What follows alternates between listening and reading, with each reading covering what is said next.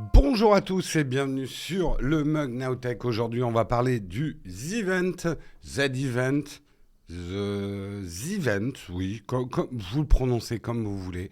En tout cas, ça a été un flop magistral. Il y aura bien sûr plein d'autres news tech. Nous sommes le lundi 12 septembre 2022 et on démarre tout de suite.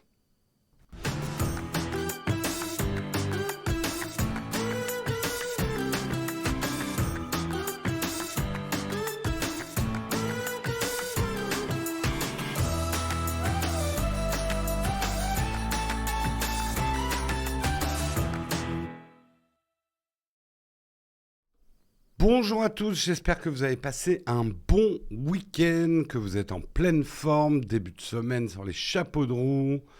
Comment va tout le monde? Comment va tout le monde? Alors, précision tout de suite, hein. Si on parle d'un flop pour le event, il faut avoir compris la blague, puisque c'est le running gag. Certaines personnes avaient annoncé que ce event serait un flop magistral. Donc en fait, tout le week-end, beaucoup ont plaisanté sur un flop. C'est bien sûr une réussite magistrale pour le event. On en reparlera. Couché à 3 heures du mat, ouais, ceux qui ont suivi, moi j'avoue que à un moment je me suis dit est-ce que je reste jusqu'à 2 heures du mat, puisqu'ils ont terminé à 2 heures du mat. Après je me suis dit, le mug avant tout, hein, le mug avant tout, Jérôme, sois raisonnable. Et en fait je me suis endormi comme une merde. Passez un super week-end, c'est cool Camille. J'avais peur qu'il n'y ait que des bons retours, je me suis fait avoir, oui. On a les yeux collés, mais c'est bien, c'est bien. Quel flop, grave. J'ai veillé jusqu'à la fin du Z-Event, pas réussi à m'endormir avant 3-4 heures du matin, mais c'était exceptionnel, tout à fait. Bon, eh ben c'est super si vous avez passé un bon week-end. Moi, j'ai pas vraiment pas pu suivre le event cette année. J'avais plein de choses à faire et anniversaire, etc. J'ai pu le suivre un petit peu hier soir. J'ai vu quelques comptes rendus, j'ai vu quelques moments, mais je vous demanderai votre event à vous, comment vous l'avez vécu. Mais avant ça, on va regarder un petit peu le programme du jour du Mug Now Tech. De quoi on va parler ce matin? Eh bien, nous allons parler du Event 2022 qui a battu son record de dons, plus de 10 millions d'euros, mieux que l'année dernière. On parlera également de l'intervention d'Emmanuel Macron lors du Event qui a créé, disons que tout le monde n'était pas chaud d'avoir un message du président de la République. Quel était ce message? On verra ça ensemble. Nous parlerons de l'iPhone 14 à autant prévenir, hein. On rentre dans les semaines Apple. Les 3 quarts des articles, c'est des articles Apple en ce moment dans la presse. Donc on va beaucoup parler d'Apple. Il y a pas mal de polémiques autour de l'iPhone 14. Et là, je remercie d'ailleurs la personne, j'ai pas noté son nom, qui me l'a envoyé cet article, puisque j'en parlais sur Twitter. Effectivement, le paiement à crédit en 24 fois sans frais ou 4 fois sans frais sur l'Apple Store ne fonctionne pas. Gros problème de commande de l'iPhone 14. Moi, je l'ai vécu, ça a été extrêmement stressant. On en reparlera tout à l'heure. Stressant parce que pour nous, c'est pas que commander un smartphone. Je vous expliquerai tout ça. On parlera justement, petit article, mais avec Apple qui pourrait lancer sa formule de location d'iPhone plus ses services d'ici la fin de l'année. Espérons que ça marchera mieux que leur crédit, hein. Ça, c'est dit. On dit les termes ici. On terminera avec l'iPhone 14, 3 graphiques qui montrent l'évolution de la stratégie d'Apple. On parlera justement de cette stratégie bien huilée maintenant. Un petit article qui ne parle pas de l'iPhone 14, ça sera YouTube qui va permettre aux créateurs de proposer des vidéos de cours payants ou pas d'ailleurs. on verra. Mais YouTube embrasse un petit peu sa fonction pédagogique et c'est plutôt une bonne chose parce que Dieu sait si on apprend des choses sur YouTube. On terminera avec une tartine, on discutera un petit peu ensemble du New Normal. C'est un petit peu le nouveau monde dans lequel on a basculé depuis la pandémie, notamment dans notre rapport au travail. C'est pas que le télétravail, le New Normal. On verra un petit peu la définition et puis on parlera un petit peu de vous, comment vous vivez les choses autour de votre travail. Voilà en tout cas pour le programme du jour. J'espère qu'il vous va, j'en ai pas d'autres et je vous propose de lancer tout de suite le Kawa.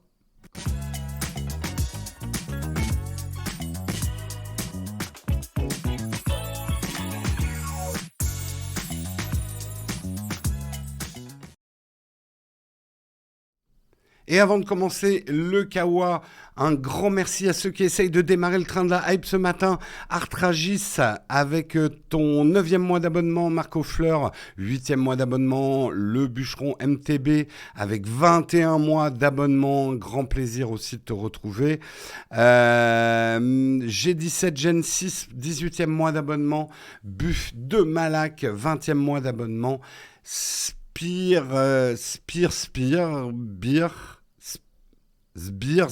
Voilà, Sbire, pour ton abonnement.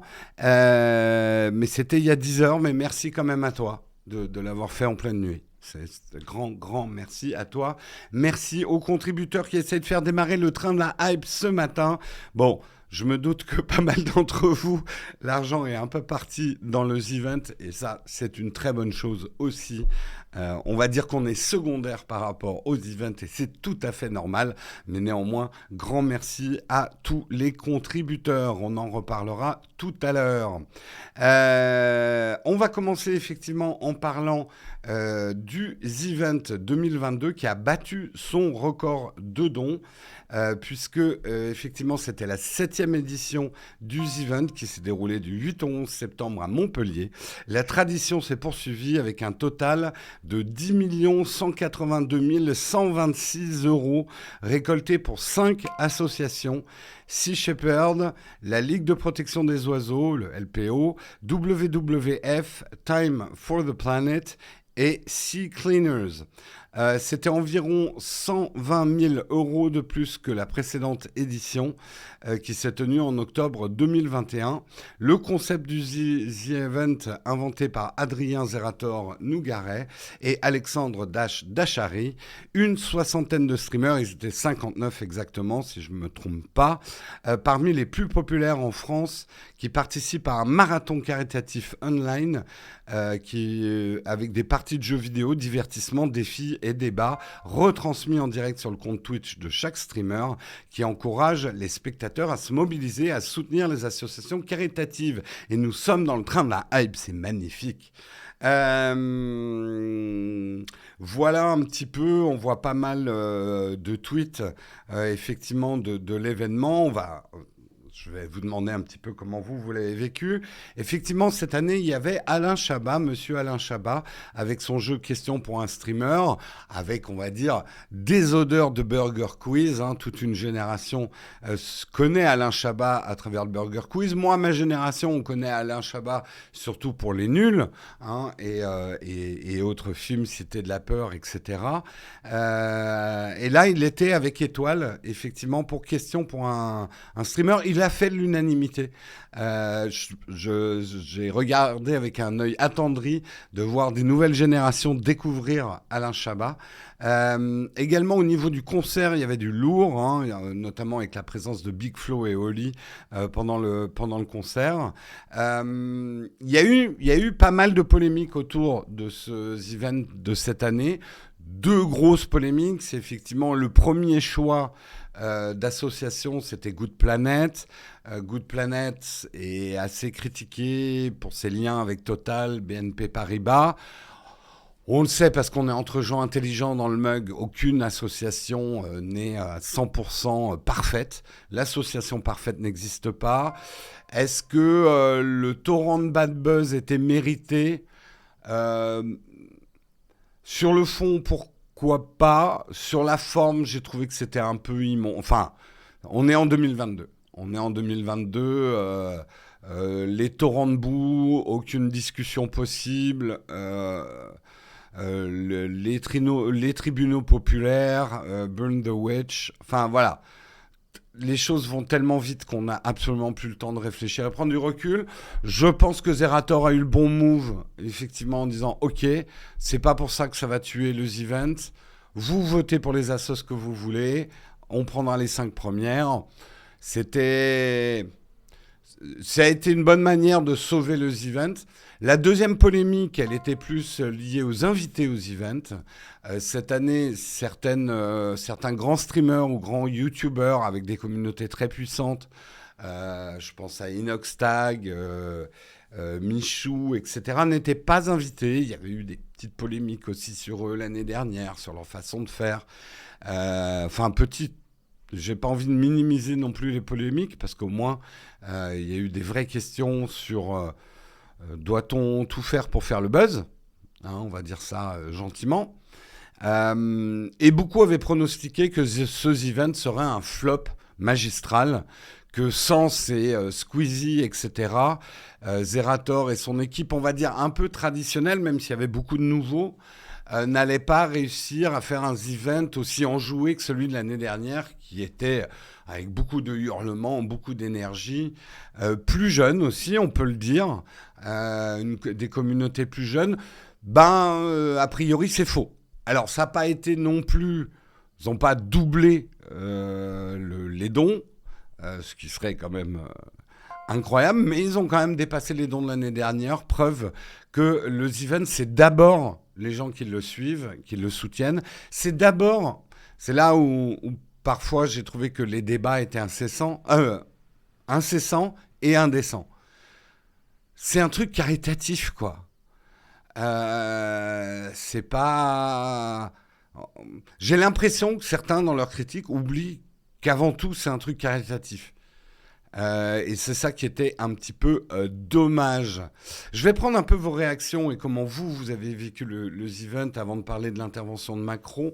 Mais avant ça, j'aimerais remercier Léo Dessus, 974, 21e mois d'abonnement. Merci Sultan, 97 400 pour ton 7e mois d'abonnement. Merci IMAX S pour ton 26e mois d'abonnement.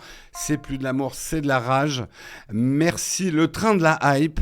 Merci Cyrus Akavi pour ton 4e mois d'abonnement. Merci Urban Watch pour ton 12e mois d'abonnement. Veuillez entrer le code PUC, j'aime beaucoup le pseudo. Merci pour ton 6e mois d'abonnement. Artragis pour ton 9e mois d'abonnement. Marco Fleur pour ton 8e mois d'abonnement. Le Bûcheron MTB pour ton 21e mois d'abonnement. Mais ce matin, ça régale. C'est magnifique. C'est magnifique. Alors, comment vous avez un petit peu vécu le event? Qu'est-ce que vous avez regardé? Dites-moi un petit peu tout ça. C'était top de suivre le live de Jean Massier. Moi, c'est surtout Jean Massier, effectivement, que j'ai suivi. C'est vrai que on connaissait déjà, nous, Jean Massier. On a passé pas mal de temps ensemble quand on était à Amsterdam à la TwitchCon. J'ai fait le don au nom de la chaîne, sur la chaîne de Jean Massier. Je ne sais pas s'il l'a vu d'ailleurs. Au final, ils ont récolté combien? Je l'ai dit. 10 millions... Attends. 10 182 126 euros. J'ai hurlé de rire sur le maillon frêle. Ah, ça, j'ai pas suivi. C'était un peu l'inverse. Je lis ici que le public se rajeunit alors qu'en fait, la moyenne d'âge a augmenté sans la présence des Michou, Inox et Echo. Après, d'un point de vue strictement technique, qui donne le plus? Des gens qui gagnent de l'argent ou des très jeunes? Les très jeunes contribuent à faire le buzz et peut-être beaucoup de vues, mais est-ce que c'est ceux qui font le plus de dons? Je pose juste la question. Ouais, le catch, alors j'ai pas vu, mais il paraît que c'était génial. Alors, un que j'ai trouvé qui se démarquait, j'ai eu le plaisir et l'honneur de le rencontrer aussi à Amsterdam pendant la TwitchCon, c'est Papé San, le vlogueur qui cartonne en ce moment, qui était dans les rues de Montpellier a priori et qui a fait du très très bon contenu, hein. J'ai eu beaucoup de bons échos de ce qu'il avait fait. Alors c'était plus safe. Effectivement, les bad buzz de l'année dernière venaient de, sans rentrer dans le débat, mais on va dire une liberté de ton et d'acte qui certes créent le buzz, mais qui peuvent être très polémiques. On ne va pas revenir sur effectivement Inoxtag et sa drague un peu lourde de la sirène, des contre-réactions qu'il y a eu autour de ça. Il y avait une ambiance effectivement un peu plus folle l'année dernière, mais avec peut-être un manque de retenue. Le fait de faire une association caritative et de lever un maximum d'argent ne justifie pas tout. Perso, je pense que Zerator a eu raison de ne pas forcément réinviter. Je pense qu'il leur a très bien expliqué. Il y avait aussi certains qui n'étaient pas là pour d'autres raisons. Certains s'étaient effectivement avaient un peu décommandé à cause du premier de la première Assos Good Planet. Sont quand même pas venus. Je pense à Magla. Je ne sais pas si elle a expliqué pourquoi elle n'est pas venue finalement. Le joueur du grenier, bah, il est papa, donc il ne pouvait pas venir. Squeezie. Après, il y a les agendas, hein, les gars. Moi, j'ai été invité. J'ai dit, bah non, désolé, on est en pleine période iPhone, quoi. Non, non, non. On n'était pas invité. De toute façon, pour être honnête, on aurait été invité. Enfin, même si c'est pas une compétition, il faut quand même lever pas mal d'argent. Et vous êtes la meilleure communauté du monde, mais vous n'êtes pas encore assez pour qu'on soit invité aux events. Il a géré de ouf, Papé San, ouais. Ouais.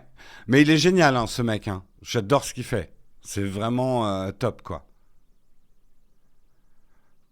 Dwagby, le bouseux, PA, la fin était incroyable. Armédéen, ouais. Ouais, le joueur du grenier est papa, ouais. Il vient d'être papa.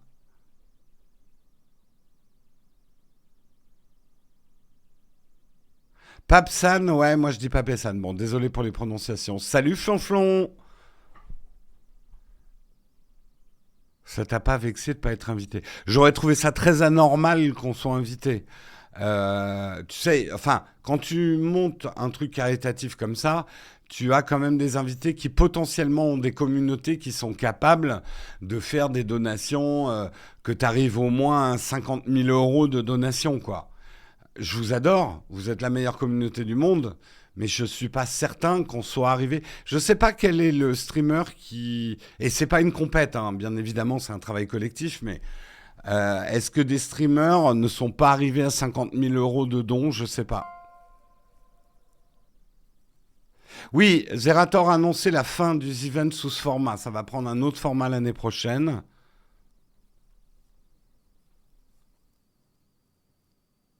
Non, c'est pas une question de radin, c'est une question de chiffres, Jess. On est beaucoup, mais on n'est pas encore à une masse critique.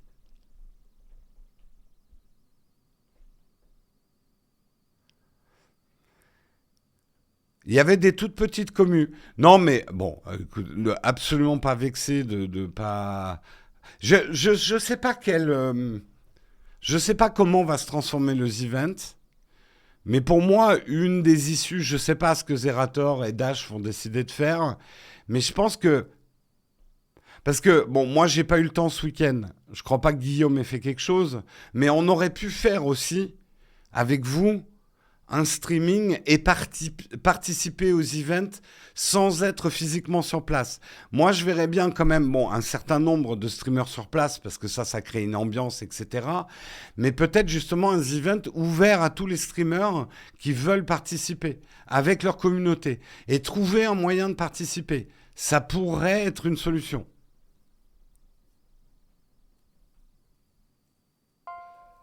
Ouais, Bob Lennon, j'ai pas vu, mais il paraît que c'était très bien aussi.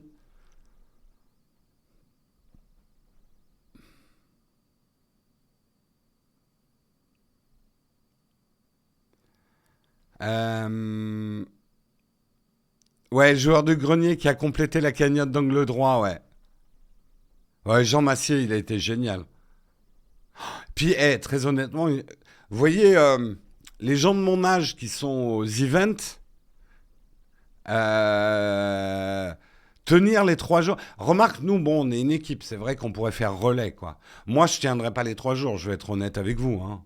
Euh, enfin, ceux qui me connaissent savent en plus que j'ai la voix qui se casse instantanément dans ce genre de truc. Donc ça se terminerait, ça serait le stream de l'iPhone 15.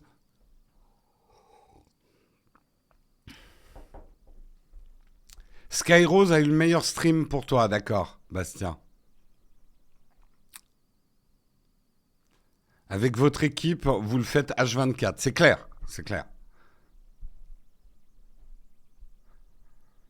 Bah, sans Olivier, je pense pas que ce soit une question d'être un papy. Je pense pas être encore un papy, mais c'est clair qu'à mon âge, tenir 3 jours en dormant très très peu, ça se termine mal. Ça se termine mal. Ouais, Jean Massier. Bah moi, je sais que j'ai fait le don pour la chaîne. Quand il est arrivé aux 100 000 de dons, Jean Massier, c'était génial, quoi. J'adorais les animations qu'il avait étaient absolument géniales, quoi.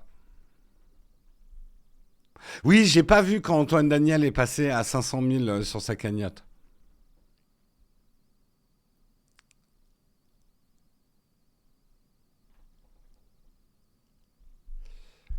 Ah, c'est clair que les vieux dorment moins, mais récupèrent moins aussi. Faut se doper. C'est pas à mon âge que je vais me mettre à la coke, hein. Nous sommes dans le train de la hype magnifique. Oui, puis faites les malins, hein. Je fais quand même des trucs. C'était quoi? La semaine dernière, j'étais à un concert des Glass Animals. Après, j'ai préparé le mug en me tapant toute la keynote Apple et en prenant les notes. J'ai dormi 2 heures et j'ai fait le mug après. J'en connais quelques-uns d'entre vous à 20 ans, vous y arriverez pas. Donc, la ramenez pas trop. Ah, le gif, je l'ai vu ce matin, effectivement. C'est quelque chose. Bigard qui les phoque, voilà, on va pas dire le mot. Présence de Chabat était un peu useless à mon goût. Je suis pas d'accord, Falco. D'abord pour 3 choses. D'abord, moi je l'ai trouvé drôle, je l'ai trouvé très bien. Je trouve qu'il a plutôt bien compris comment ça fonctionnait. Après, c'est clair qu'il a 65 ans, hein, Alain Chabat. Il fait partie d'une autre génération d'humoristes. Bah justement, quand on voit comment évoluent certains humoristes de la génération d'Alain Chabat, je trouve qu'il évolue plutôt bien. Il a amené un professionnalisme, mine de rien, mais que beaucoup ont, hein, déjà. Étoile est super professionnel, moi, je trouve. Euh, il a certainement amené avec lui la presse, le regard de la presse autour du event. Et probablement une génération aussi, ma génération, s'est dit waouh, Alain Chabat aux events, donc c'est important ce truc. Et je pense que d'une manière générale, pour le marché global du stream, ça montre qu'aujourd'hui, des pointures comme Alain Chabat vont sur Twitch. Donc que c'est un média important. Comme YouTube a été révélé à une époque comme média important, Twitch est en train de devenir un média lourd, quoi. Oui, c'est clair qu'Alain Chabat était le meilleur de sa génération. Et toujours le meilleur, hein, d'ailleurs, hein. Ouais, c'est pas facile en plus quand vous êtes un invité. Je veux dire, la bande Azerator étendue, ils se connaissent tous. Il y a les réguliers, ils jouent toutes les semaines ensemble, ils ont leur code de l'humour. Les codes de l'humour ont bien changé, hein, quand même. Je trouve que Alain Chabat c'est plutôt bien intégré.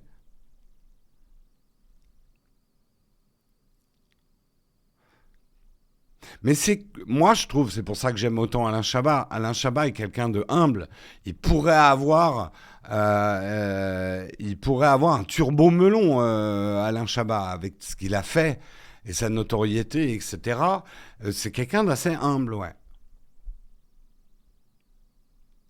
Il a ramené un autre public aux events, un public qui, effectivement, les vieux, c'est pas que des cons, hein, les vieux, hein. Les vieux, ils ont aussi un petit peu de thunes. Et quand il s'agit quand on parle des vieux, je parle des plus de 25 ans, hein. On est vieux, de toute façon, après 25 ans. Et là, tout le monde est déprimé. Ben voilà, il y a un niveau de vie, tu travailles, etc.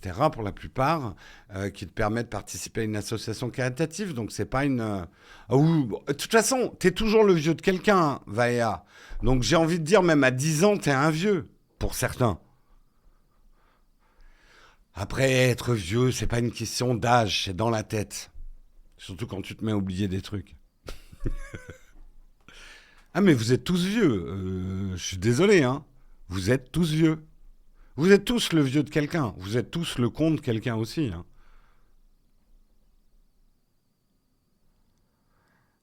Euh, il a expliqué à Ponce qu'il connaissait vite fait Twitch par son fils, mais qu'il découvrait ce soir-là une communauté absolument géniale. C'est clair, il n'a pas non plus joué. Alors, c'est un peu la différence, même si c'est pas exactement la même génération, parce que. Euh, j'allais dire Jean Massier, mais. Vous voyez, perdre la tête. Samuel Etienne. Bon, il a 15 ans de moins que. Il a 15 ans. 13 ans de, ouais, 12 ans de moins qu'Alain Chabat. 12 ou 13 ans de moins qu'Alain Chabat. Non, 13 ans de moins qu'Alain Chabat.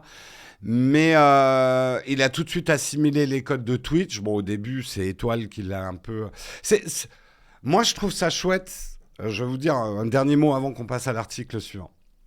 J'ai eu cette discussion d'ailleurs ce week-end à un repas.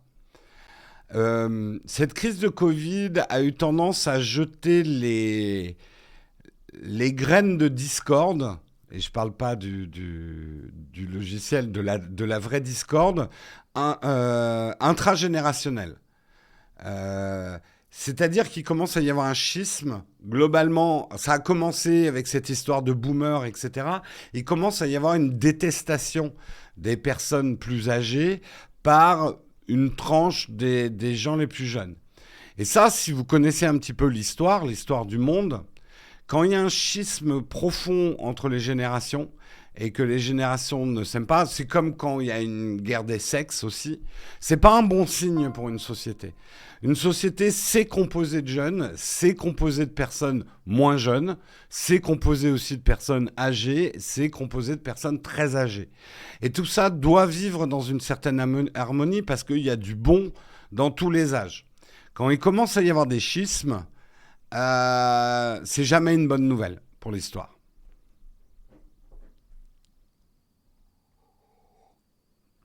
Donc c'est bien et c'est important qu'il y ait une cohabitation harmonieuse des générations.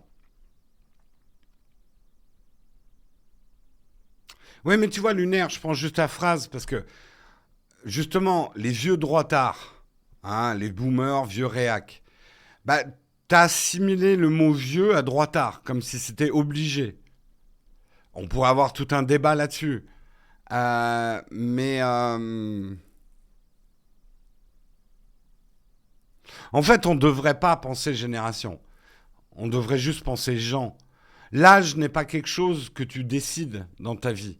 C'est pas une décision. Euh, c'est, voilà, on passe tous par des âges en fait. Donc on peut rien y faire. C'est comme le physique. C'est comme c'est voilà, on est comme ça avec un certain âge. Donc on peut pas changer d'âge. Je veux dire,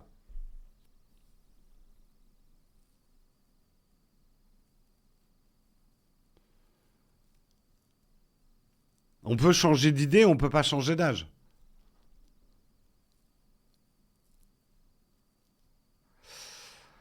On peut être d'une génération, se sentir bien avec les autres aussi. Oui, tout est une question d'approche. Et moi, je peux vous en parler d'expérience. Je travaille avec des gens beaucoup plus jeunes que moi. Parfois, j'ai des grands moments de solitude. Hein, je ne vais pas vous le cacher. Il y a des fossés culturels. Mais c'est enrichissant. Enfin, j'espère que mon équipe sera d'accord. Peut-être qu'ils sont là en train de marmonner. Non, putain, c'est chiant de bosser avec un vieux. En plus, il sent le pipi. Euh, mais non, je caricature. C'est pas bien de caricaturer les vieux.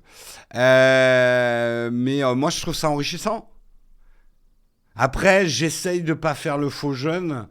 Ils essayent de pas faire les faux vieux.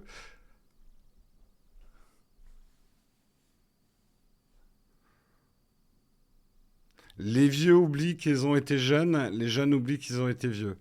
Je pense que la deuxième partie est surtout vraie. Mais bon, on est en train de partir dans complètement autre chose. Si on avançait un petit peu là, ça serait bien qu'on reprenne le fil de l'émission. On termine pour parler du event de l'intervention d'Emmanuel Macron. Emmanuel Macron qui a adressé un message Twitter aux gens du event. Il a réalisé une petite vidéo pour soutenir l'événement. Il a fait également 2 grosses annonces. Le président de la République française a publié une vidéo sur son compte Twitter. Dans cette dernière, il apportait son soutien aux events en félicitant l'ensemble des streamers et des streameuses. Bien entendu, le président n'a pas manqué de rappeler que lui aussi, il soutenait apparemment l'écologie. En même temps, il n'allait pas dire le contraire. Emmanuel Macron promet que dès le mois de mai 2023, la France accueillera un major de Counter-Strike Global Offensive organisé par l'entreprise danoise Blast. L'événement se déroulera à l'Accor Arena. Rappelons que les Counter-Strike Global Offensive Major Championships sont des tournois internationaux d'e-sport. Ces derniers sont directement sponsorisés par Valve, le développeur du jeu. Ils sont considérés comme les tournois les plus prestigieux de la scène e-sport. C'est énorme, hein. Pour ceux qui ne suivent pas la scène CSGO, c'est absolument énorme. Mais c'est pas tout, puisqu'en 2024, une deuxième compétition majeure sera organisée en France avec les premiers Trackmania Games. Il s'agira d'un événement unique et déterminant pour l'e-sport qui permettra de faire venir des champions du monde entier en France. Et également, il confirme que la France compte mobiliser tout le monde pour que l'e-sport soit pleinement intégré autour des Jeux Olympiques de Paris en 2024. Alors, pleinement intégré autour des Jeux Olympiques. Pas dit soit un sport olympique. Mais qu'il y ait des événements e-sport autour des Jeux Olympiques, ça pourrait être une très bonne idée. Dans le but que les joueurs et les joueuses soient également des acteurs de cet événement. Alors, cette intervention d'Emmanuel Macron a été vécue diversement, notamment par Antoine Daniel et Angle Droit, qui ont manifesté, et grand bien leur face, leur désapprobation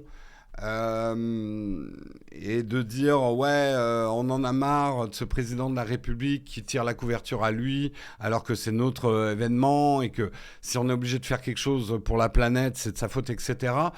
Raisonnement que je comprends. Après, juste, et c'est pas du tout une attaque envers Antoine Daniel et Angle Droit et d'autres qui ont critiqué, le président de la République française n'aurait pas fait de vidéo pour les events. Imaginez, il n'aurait pas fait de vidéo, il n'aurait pas fait de soutien. Est-ce que c'était pas non plus blâmable ? Vous voyez ce que je veux dire ? Il n'aurait pas fait de vidéo, on l'aurait critiqué aussi. De toute façon, aujourd'hui, moi, quand il y a un stylo qui tombe, je dis c'est la faute à Macron, hein, de mon bureau. Voilà, j'essaye. Ce que je veux dire, qu'on l'aime ou qu'on l'aime pas, et une majorité ne l'aime pas, il était quasiment impossible qu'il ne fasse pas un message.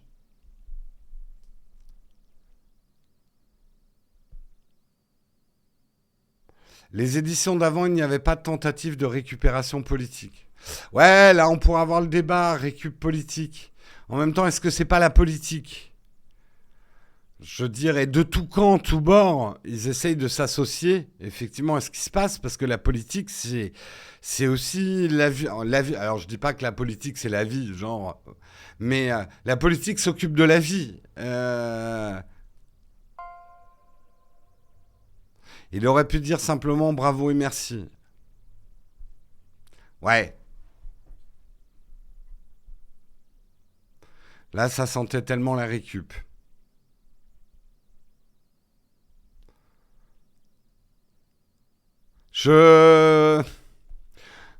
Moi qui ai connu maintenant un certain nombre de présidents de la République, hein, moi j'ai commencé avec René Coty, Général de Gaulle, Pompidou. Non, moi qui ai connu un certain nombre de présidents de la République, j'ai jamais vu un président de la République faire un message où c'est juste merci, hein. Je veux dire, ces mecs, bah, c'est des hommes politiques, quoi, j'ai envie de dire. Alors peut-être qu'il faut des hommes politiques nouvelle génération, plus comme dans les pays du Nord, qui seraient extrêmement discrets et humbles. Je suis pas sûr que les Français adhéreraient à un homme politique humble, de mon avis personnel. Bah, tu vois, tu dis c'est du Macron, c'est pas Macron qui écrit tout. Aucun président de la République n'écrit ses discours, hein. Euh, Ce que je veux dire, c'est que Macron a fait du président de la République. Je suis pas sûr que ça soit spécifiquement du Macron. Mais bon, c'est mon opinion, hein.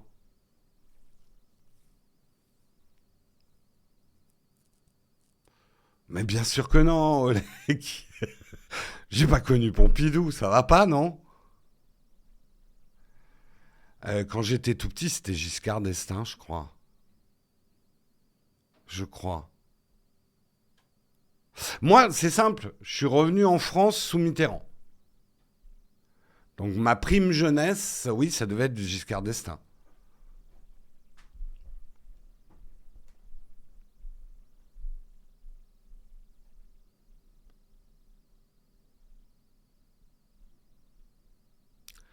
Euh,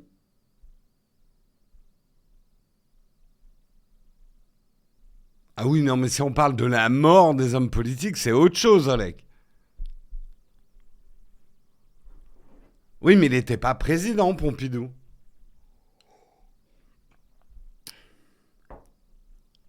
Peut-être un mot sur Twitter du président de la République sur l'événement. Écoutez, moi je suis ravi qu'ici dans le mug, en septembre 2022, en ce moment précis, certains d'entre vous ont peut-être une vocation qui est en train de naître, puisque vous savez très bien ce qu'il faudrait faire en tant que président de la République. Donc, je le souhaite de tout mon cœur. Peut-être que nous avons parmi nous, dans le chat, le futur président de la République, euh, si la France existe encore française. Donc, je suis ravi à ma façon, d'avoir contribué à cet événement, puisque vous avez tous l'air de savoir comment un président de la République doit réagir.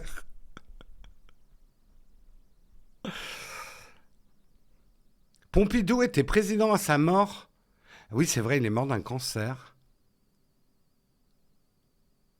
Bon, enfin bref, on s'en fout. Jérôme qui veut dire ah non, non. Ah non, moi en politique, non, non, non. Vous savez, j'ai des gros problèmes déjà de terreur administrative. Parce qu'à mon stade, on peut parler de terreur administrative. Donc, ne me mettez pas, surtout, non, très très mauvaise idée. Ou super mauvaise idée. Hein, ministre.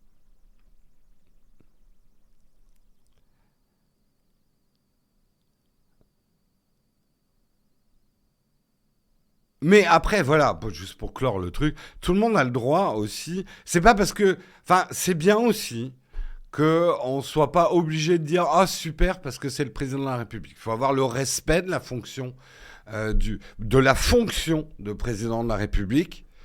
Mais on a tout à fait le droit, et c'est ça la démocratie, de ne pas du tout aimer le président de la République et de le dire et de encore heureux. Justement, on a la chance d'habiter dans un pays comme ça, quoi. Donc ça va, quoi. Allez, on continue. Prochain article, nous allons parler de l'iPhone 14. Le paiement en 24 fois sans frais et 4 fois sans frais sur l'App Store ne fonctionnait pas. Pour ceux qui ont commandé l'iPhone, l'Apple Watch ou les AirPods 2, il y avait une nouvelle option de paiement. Soit on réglait par carte, soit on pouvait régler par crédit 4 fois, 24 fois, sans frais et vraiment sans frais. Moi, je suis allé étudier le truc avant. Effectivement, c'est Apple qui va payer tous les frais de crédit à travers Alma, qui est un organisme de gestion de crédit. C'est vraiment un sans frais. Les autres années, on pouvait aussi acheter à crédit, mais il y avait un TEG, il y avait un intérêt au crédit, je crois, qui était de 8% chez Apple. C'était CTLM, je crois. Donc on payait quand même des intérêts sur le crédit. Là, c'est vraiment un 0%. Tout ça pour dire, ça a été chaotique est un euphémisme. Ça a été horrible, les commandes iPhone cette année. Alors pourquoi? Certains vont dire non mais Jérôme, c'est qu'un produit, dis pas que c'est horrible. Pourquoi pour nous, chaîne tech, c'est une expérience traumatisante et horrible? Je vais vous l'expliquer en 2 mots. Vous voyez bien qu'il y a une forme effectivement de compétition dans les chaînes tech. C'est au premier qui sortira la vidéo sur tel ou tel sujet. Ou en tout cas, il faut être dans le peloton. Personne n'est aussi rapide que JB, parce que JB, lui, il est sur place de iCollection, ou Jojol, ceux qui ont pu aller sur place et avoir déjà l'iPhone en main, forcément, ils ont sorti très vite leur vidéo prise en main de l'iPhone. Les autres chaînes tech, les pauvres péons qui ne sont pas invités par Apple, non, je taquine. Il n'y a pas... Encore une fois, il n'y a aucune jalousie. Je suis hyper content pour The iCollection. Je jole tous ceux qui arrivent à se faire inviter, les journalistes, Frandroid, ZeroNet. Voilà, tant mieux pour eux. Tant mieux pour eux. Est-ce que j'aurais envie d'être invité dans un Apple event? Je suis pas sûr, parce que le problème, c'est que je pense qu'il faut avoir une manière de parler d'Apple bien spécifique pour faire partie des invités. Je pense. J'en sais rien, en fait. Bon, bref. Fin de la parenthèse. Juste pour dire, nous, les autres chaînes tech, on commande les iPhones en même temps que vous. Mais si on n'arrive pas à l'avoir le jour de sa sortie, ça veut dire qu'on ne pourra pas faire de vidéo de prise en main, qu'on pourra éventuellement publier si on bosse toute la nuit le lendemain matin. Ce qui pour nous est une catastrophe industrielle. Parce que c'est des vidéos qui font énormément de vues. C'est des vidéos qui sont plutôt assez demandées par les sponsors, peut-être pas directement, mais en termes de performance, je ne veux pas rentrer dans les détails. Donc pour nous, ne pas avoir l'iPhone le jour de sa sortie, c'est un problème. Ça m'est déjà arrivé, d'ailleurs certains d'entre vous m'ont prêté leur iPhone jour de la sortie pour qu'on puisse quand même faire une vidéo, parce que c'est vraiment un gros problème. Et là, et heureusement, je n'ai pas essayé de les acheter à crédit. Là, le crédit, tu avais l'impression que tout marchait. Et en fait, ça ne marchait pas du tout. Pour cette deuxième solution, Apple France s'est associé à la société Alma, société spécialisée dans le paiement en plusieurs fois. Sur le papier, cette méthode peut être utile pour de nombreux clients qui ne disposent pas du montant final à débourser tout de suite. Il semblerait que tout ne s'est pas passé comme prévu. Il y a eu énormément de refus. On avait un refus de son crédit lors du process de validation. Les refus n'étaient pas liés au profil des consommateurs, mais étaient bel et bien un bug suite à l'arrivée massive de commandes sur un court laps de temps.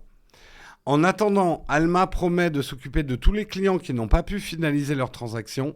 Petite info supplémentaire, et ça c'est peut-être important pour certains d'entre vous. Si lors de votre commande, la date de livraison affichait le 16 septembre. Vous allez bien recevoir votre iPhone 14 à cette date, même si l'étape finale n'a pas été exécutée. Donc, si vous avez essayé d'acheter l'iPhone 14 ou un autre produit Apple avec le crédit Alma, mais que vous n'avez pas encore franchi l'étape de paiement, la date de livraison du 16 sera maintenue. Donc, à moins que vous ayez effacé votre commande, et ça, hélas, je pense que certains l'ont fait. À moins que vous ayez effacé votre commande, a priori, vous restez dans la ligne des livraisons. Ça, c'est bon à savoir, à la limite, pour les prochaines années, quoi. Donc, le problème, c'est qu'il n'y avait pas que ça de catastrophique. Moi, je sais, j'ai bataillé pendant 20 minutes pour pouvoir payer les iPhones. Le processus de validation de carte bleue, c'était pire que l'année dernière. L'année dernière, il y a eu des lags pendant 10 minutes. Il fallait refresh et au bout d'un moment, on arrivait à payer. Donc, petit stress, mais rien de grave. Là, pendant 20 minutes, j'arrivais pas à rentrer la CB de la boîte. Ça voulait pas, ça tournait en rond. J'avais des erreurs 404. Et au final, pire que tout, il a effacé mon panier. Donc, toutes mes dates de livraison, effacées. Finalement, j'y suis arrivé parce que c'est vrai que traditionnellement, je ne paye pas avec Apple Pay. Là, ce qu'il y a de bien, c'est notre banque professionnelle. Heureusement, il y a 1 an, j'ai pensé à mettre notre carte de notre banque professionnelle en Apple Pay. Et Apple Pay, en fait, il n'y avait pas de problème. Il fallait passer par Apple Pay. Alors, je vais prendre un petit peu vos questions et vos expériences par rapport effectivement à ce qui s'est passé. Je suis dégoûté, j'ai précommandé, mais la livraison de mon ancienne adresse. Aïe, aïe, aïe, pas moyen de modifier. Tu pourras normalement modifier derrière. Euh, si vous avez des questions à poser ou des choses à raconter que vous les avez redites-le maintenant parce que j'ai pas lu le chat tout de suite. La demande est encore plus forte cette année ou c'est le site qui est plus moisi. Je pense que c'est le site qui est plus moisi personnellement. Je pense qu'ils ont fait des changements, mais c'est des choses qui arrivent quand on fait des changements. Ça marche moins bien que l'année dernière. C'était déjà assez catastrophique l'année dernière, mais cette année c'est encore pire. Jérôme, j'ai un iPhone 13, je compte étendre l'écosystème avec montre puis AirPod. Prends la SE, prends la nouvelle SE, prends la nouvelle SE, pas la SE 2021, prends la nouvelle SE.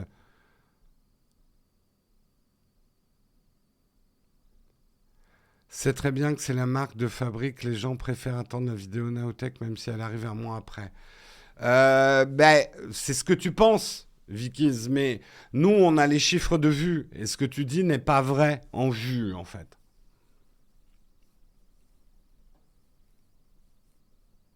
Oui, on revend nous, nos anciens modèles 2 ans après. En fait, par exemple, les iPhone 13, on les a gardés pour pouvoir les comparer aux 14.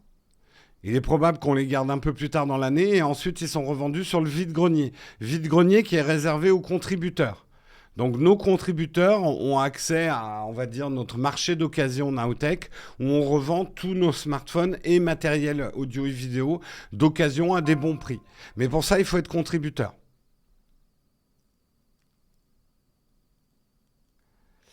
Je ne comprends pas pourquoi tu fais le SAV d'Apple. C'est assez simple, Kid Club, et je vais le dire d'une manière plate et absolument pas cynique. C'est pour les vues. Tout le monde s'intéresse à Apple. Et ça, moi, je ne peux pas y faire grand-chose. J'aimerais vous dire, ne vous préoccupez pas autant d'Apple, ce n'est qu'une marque parmi toutes les autres. Mais ce n'est pas la réalité. Euh, regarde nos dans les 4 dernières vidéos, regarde les 3 dernières vidéos, les performances qu'elles ont fait en vue. C'est parce que c'est des vidéos qui parlent d'Apple. Apple intéresse tout le monde, même ceux qui détestent Apple. Alors que le reste des sujets tech, c'est un banger, Apple. Toute vidéo sur Apple est un banger. C'est comme ça. Je peux pas vous dire les choses autrement, en fait. Ça serait vous mentir que de dire autre chose. Et les keynotes, les events Apple sont des grands-messes de la tech, ouais.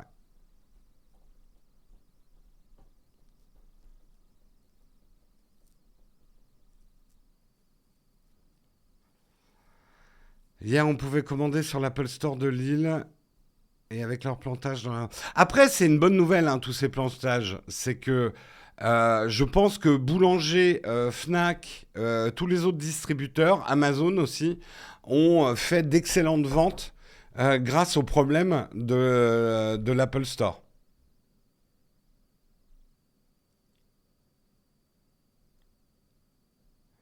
Bien sûr, là, tout le monde nous demande, même dans les commentaires de la dernière vidéo, les gens nous disent, mais Nowtech, pourquoi vous n'avez pas sorti votre vidéo sur l'iPhone 14?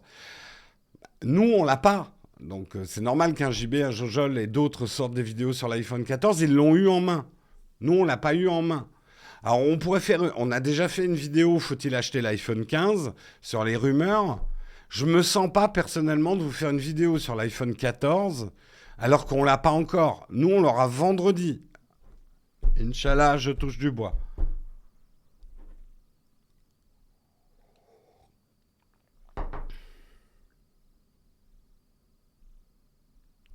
J'essaie de prendre, mais il y a beaucoup de questions. Si vous avez des questions sur les achats à faire et tout ça, c'est en fin d'émission, hein. Là, j'aimerais qu'on se concentre sur ceux qui ont eu des problèmes de commande, justement.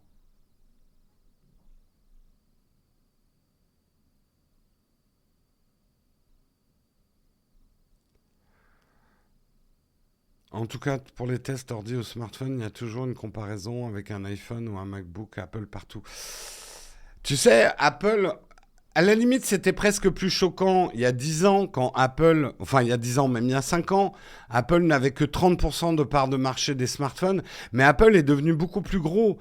Apple, que vous le veuillez ou non, Apple est l'acteur majeur de la tech aujourd'hui. Ouais,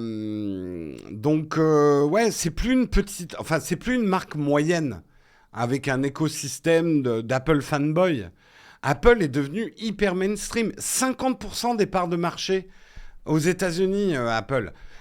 Moi, quand je suis rentré dans le métier, Apple était à 30% de parts de marché. C'est énorme, 20% de parts de marché en plus sur le marché des smartphones. Alors après, vous avez le droit d'avoir votre opinion sur Apple, qui est toujours un peu la même, mais je pense que vous réalisez pas à quel point Apple a changé par rapport à ce que vous pensez d'Apple. Ceux qui sont restés dans Apple, c'est du luxe, Apple, c'est pas vrai. Il y a certains de leurs produits qui sont accessibles par rapport à la tech qu'ils embarquent. Euh, Apple n'est plus une marque qui fait un seul produit. Ils ont un écosystème ultra complet. Apple a énormément changé. Ils font beaucoup de services maintenant. Bah, si vous voulez savoir ce que je pense de l'innovation d'Apple, allez voir ma vidéo Pourquoi Apple ne fait pas un smartphone pliant. Je vous explique, à mon sens, que Apple est une boîte extrêmement innovante. Il n'y a personne au monde dans les boîtes tech qui paye autant d'ingénieurs et de la recherche-développement comme Apple. Apple fait énormément d'innovations, mais pas les innovations au sens où vous, technophiles, vous l'entendez. Je veux dire, ils sont en train de révolutionner quand même les processeurs qu'on met dans les machines, iPhone, et vous dites que c'est pas innovant, ça? C'est profondément innovant, ce qu'ils font. Mais c'est pas l'innovation, on va dire, tape à l'œil. C'est pas le smartphone qui se plie. C'est pas, vous pouvez faire des signes avec votre stylet, ce que personne n'a utilisé l'année dernière. C'est les innovations d'Apple. Il y a une énorme réflexion qui leur prend beaucoup de temps, ce qui fait qu'ils donnent une impression d'être toujours en retard, à savoir si telle ou telle innovation est vraiment utile et est-ce que les gens vont vraiment l'utiliser.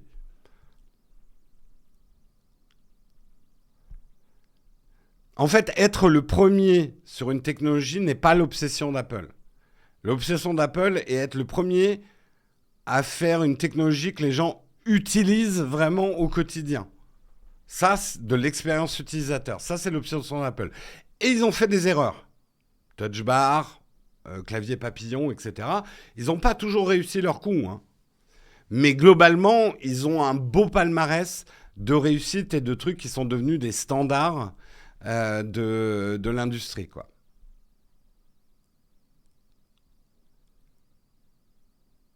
Voilà. Vous confondez innovation et invention. Invention, l'invention n'est qu'une partie de l'innovation. Pour moi, en tout cas, l'innovation, c'est aussi l'adoption d'une invention. Parce qu'une invention, personne ne sait si les gens vont l'utiliser ou pas. Ce sera une bonne vidéo, ça.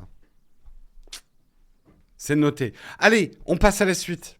Parce que sinon, on va jamais y arriver. Je suis pas sur la bonne caméra. Je suis sur la bonne caméra. La suite, on va continuer de toute façon à parler de l'iPhone 14. Vraiment, là, c'est une nouvelle rapide. Je vais vous la faire très très rapide. Nouvelle de Mac Forever. J'ai oublié de citer les autres titres de presse. Mais là, c'est Mac Forever. La formule pour louer le matériel. On a parlé effectivement du crédit qui n'a pas bien fonctionné, mais on se doute qu'ils vont essayer de réparer les choses. Et c'est quand même cool qu'on puisse acheter les iPhones à crédit sans frais dans l'avenir. Mais ça peut être encore mieux pour certains d'entre nous de pouvoir louer des iPhones plus les services. C'est-à-dire vous aurez un package où vous aurez votre Apple TV, votre iCloud, peut-être Apple Fitness et un iPhone et une Apple Watch. Nous, je peux vous le dire, vu qu'on est obligé d'acheter tous les objets Apple pour les tester sur la chaîne, tous, pas tous quand même, il y a des trucs, l'écran Apple on l'a pas acheté cette année, c'était trop cher et le test n'aurait pas été intéressant, mais enfin bref, globalement nous on dépense énormément de notre trésorerie pour acheter des produits Apple qu'on revend après. Donc on récupère une partie de la trésorerie pour ceux qui s'inquiètent pour notre compta. Mais globalement, si on pouvait louer le matériel Apple pour pouvoir le tester, si j'ai l'assurance de recevoir le matériel le jour de sa sortie, parce que ça c'est un facteur industriel pour nous qui est très important, clairement, moi j'adorerais pouvoir louer le... Je suis pas un collectionneur de produits Apple, je les garde pas, j'ai juste gardé la toute première Apple Watch, mais c'est le seul produit Apple que j'ai gardé. Mais je comprends que pour certains, un abonnement, c'est hors de question. Mais je pense que pour d'autres, et je pense notamment aux entreprises, on parle d'abonnement, hein, là, on ne parle pas de leasing, mais un abonnement pour les entreprises, pour équiper les gens de MacBook, d'iPhone et de trucs comme ça. Moi, par exemple, je fais partie des gens qui trouvent que c'est pas normal que les entreprises vous obligent à amener votre matériel informatique. Je trouve que c'est pas bien de la part des entreprises. Par contre, pour diriger une entreprise, acheter du matériel, c'est ultra relou. Les amortissements, c'est pas. C'est un peu compliqué à revendre le matériel en tant qu'entreprise. Bon, on peut le faire. Si on pouvait louer tout notre matériel informatique à des prix intéressants, hein, bien évidemment, on le ferait, quoi.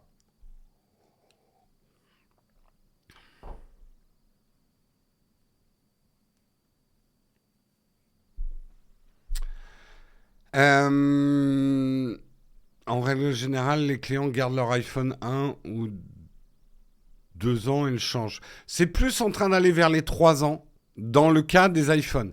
Les iPhones sont quand même de plus en plus résistants. Et ça, je sais que certains d'entre vous vont me dire le contraire. Je vous le dis droit dans les yeux, vous avez tort. Les iPhones sont de plus en plus résistants. Vraiment. Et on peut les garder aujourd'hui sans problème entre 5 et 7 ans. Et même au-delà. Leur conception, les matériaux. Éventuellement, il faut changer la batterie, mais c'est pas non plus hors de prix de changer la batterie. Mais si vous prenez un minimum soin de votre iPhone, c'est très costaud. Et Apple, c'est surtout ça le point le plus important, assure les mises à jour. Ce qui ne va pas être le cas dans le monde Android, où aujourd'hui on est plus dans les 3-4 ans de mise à jour majeures, avec parfois un suivi de sécurité qui va être un peu plus long. Mais il n'y a pas beaucoup de téléphones Android qui durent aussi longtemps que des smartphones Apple. Et je suis désolé, c'est la réalité.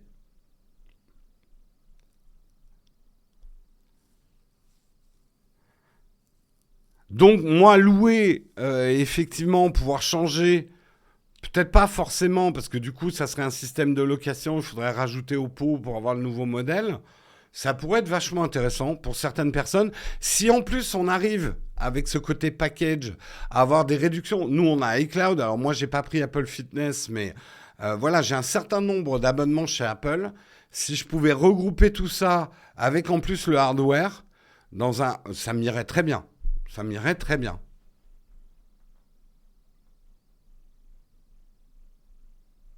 Mais Apple assure ses mises à jour à mes cases. Qu'est-ce que tu veux dire Apple n'assure pas ses mises à jour? Ils ne rendent pas leur modèle absolu. Il y a eu du bad buzz autour de ça, mais ça s'appuyait sur un truc faux. Je suis désolé, là je fais pas mon Apple fanboy, je fais simplement la vérité était complètement différente.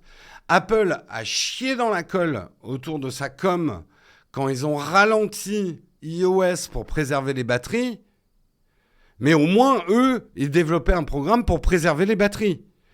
Mais c'est juste que comme ils ont chié dans la colle au niveau com, qu'ils n'ont rien dit à personne, certains, vu que Apple énerve tout le monde, enfin beaucoup de monde, ont sauté sur l'info en disant Apple rend ses iPhones obsolètes. C'est tout le contraire. C'est tout le contraire.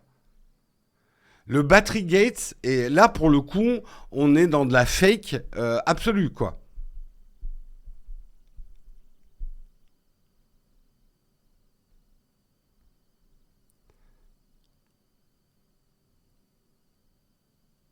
Je ne sais pas si, effectivement, Fabrice le dit, il a raison. Je ne sais pas si vous êtes au courant, mais Apple vient de faire une mise à jour. Je crois qu'il va jusqu'à l'iPhone 5. Un truc comme ça, hein. Donc, ceux qui ont dans la tête que Apple fait de l'obsolescence programmée de ses produits, il y a plein de trucs à reprocher à Apple. Il y a des tonnes de choses à reprocher à Apple. Mais là-dessus, je suis pas du tout d'accord. Pas du tout d'accord. Parce que, en plus, regardez objectivement comment ça se passe dans le monde Android, et Samsung compris. Franchement, sur ce point-là, m'entendez-moi bien, sur ce point-là, Apple n'est vraiment pas le plus mauvais élève de la classe. Hein.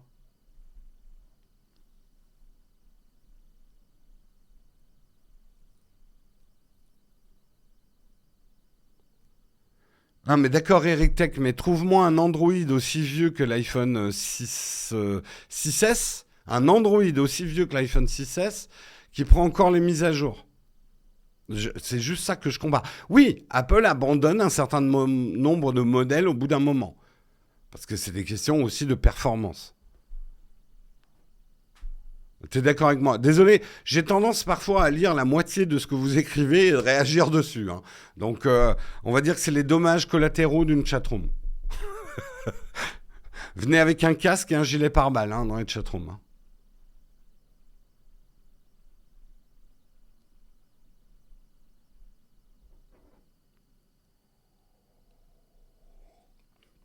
Ah ouais, Wendigo, désolé, mais tu me dis mise à jour de sécurité sur un Galaxy S3 sous Android 12, mais mise à jour de sécurité faite par la communauté. Moi, j'attends que ça soit le fabricant qui s'engage. Le fabricant. Sinon, on peut parler, je sais pas, des gens qui font tourner un PC dans une machine à laver. La communauté fait des trucs formidables, mais c'est pas un effort de l'entreprise qui t'a vendu le smartphone.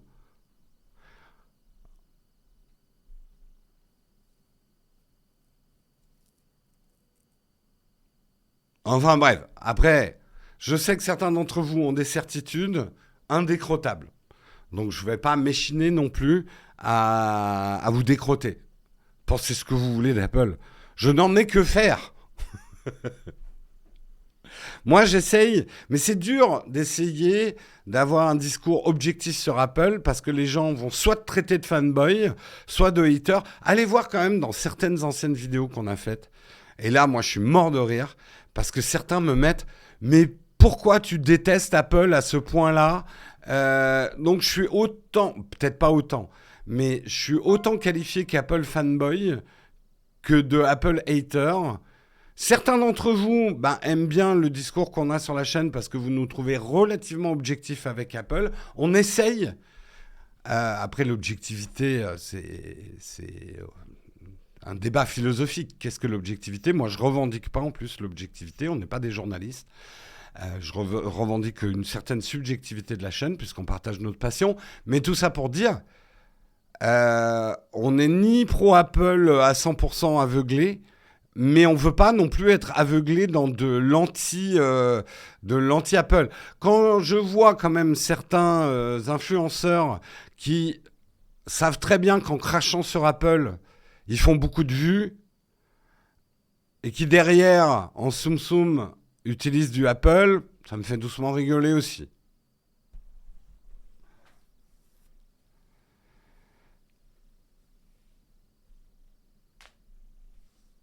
Pas aveuglé, mais tu vois flou. Bon, je vais arrêter de me battre contre des moulins. Je suis le Don Quichotte de la tech.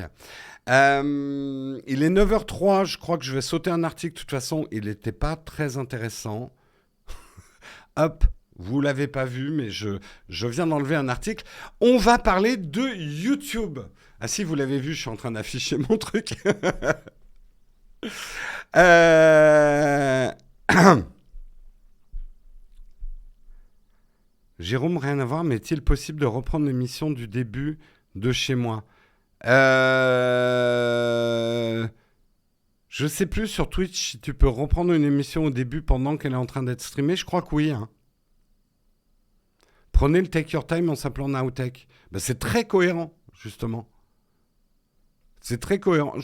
Un jour, il faut que je fasse vraiment une vidéo pour vous expliquer le Take Your Time.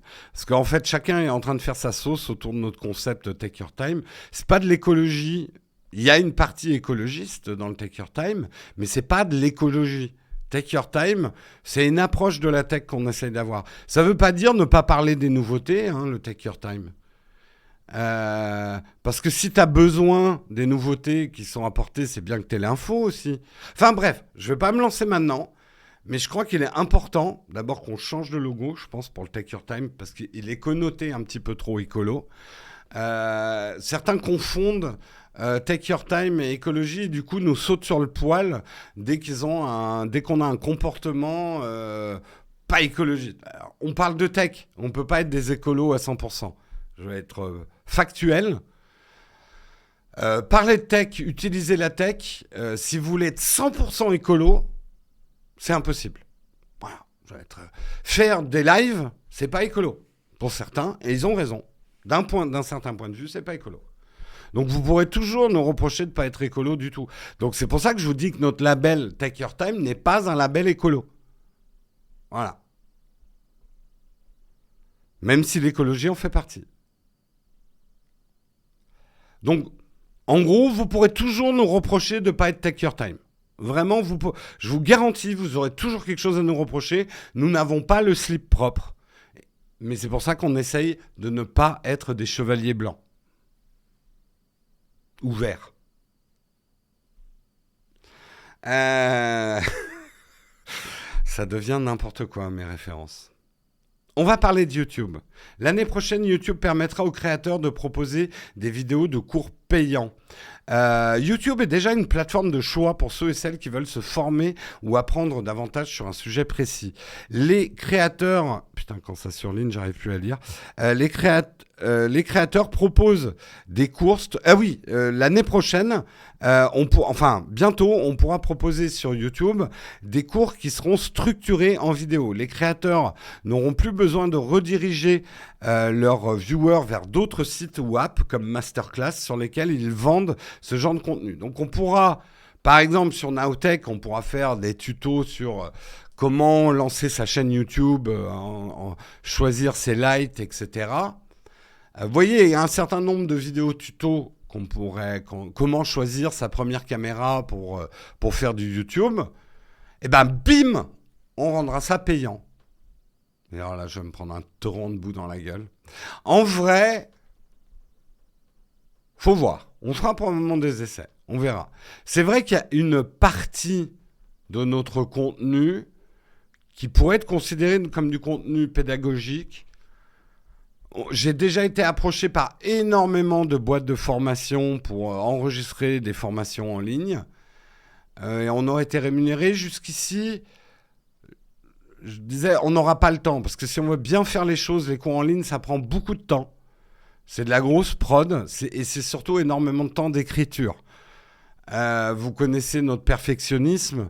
Si moi, je me mets à vendre des cours, il faut juste que ça soit le meilleur cours du monde. En tout cas, j'essaierai. Donc, je vais passer des heures et des heures à écrire, à me corriger, etc.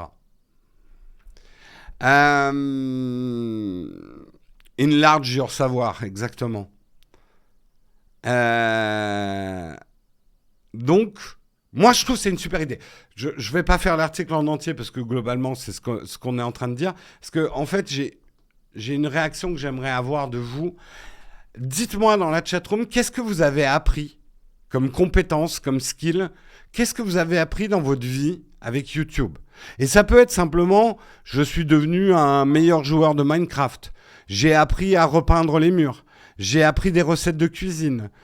J'ai appris telle ou telle chose. Est-ce que vous avez l'impression que vous avez appris quelque chose sur YouTube? Cuisiner, des trucs de bricolage, le montage vidéo et le marketing, le bricolage et la mécanique auto, DaVinci Resolve, bricolage vélo, la vidéo 4K qui est importante, tout mon métier de développeur,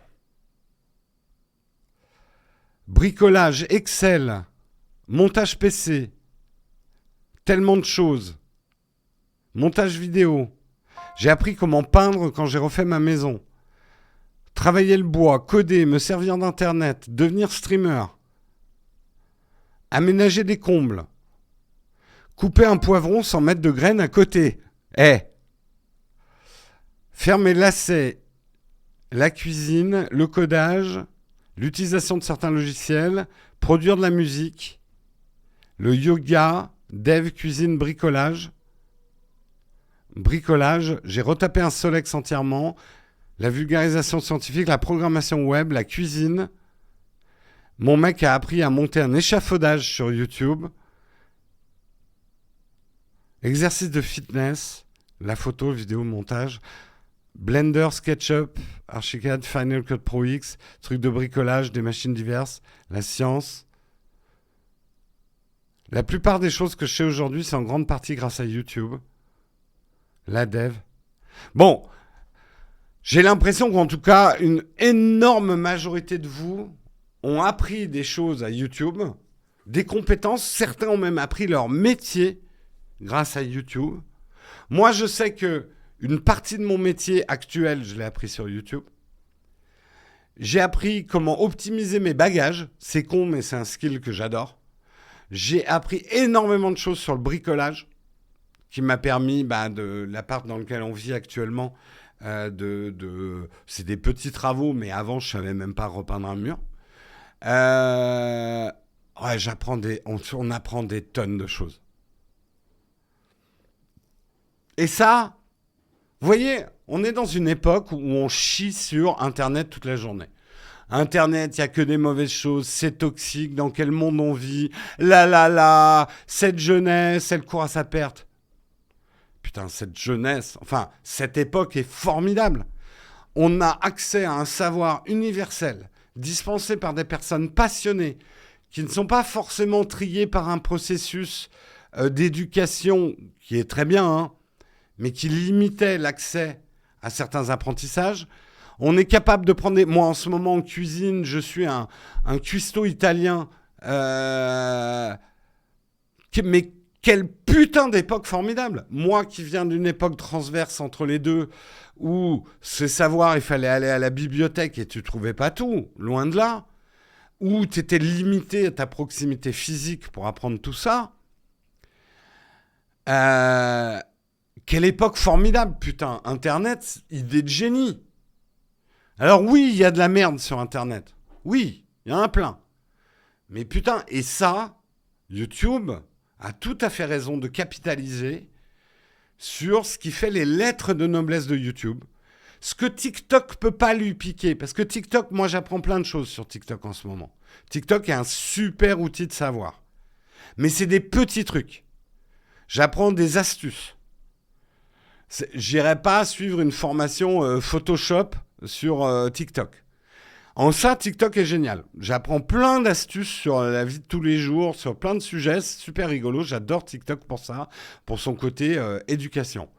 Et aussi pour les jeunes filles qui dansent. Mais ça, je devrais pas le dire. Non, je déconne. Non, je déconne pas. Non, je déconne. Attends, ceux qui regardent TikTok, ils ont la rêve de ce que je viens de faire. Et ce que je veux dire, c'est que YouTube a une vraie spécificité sur le tutoriel.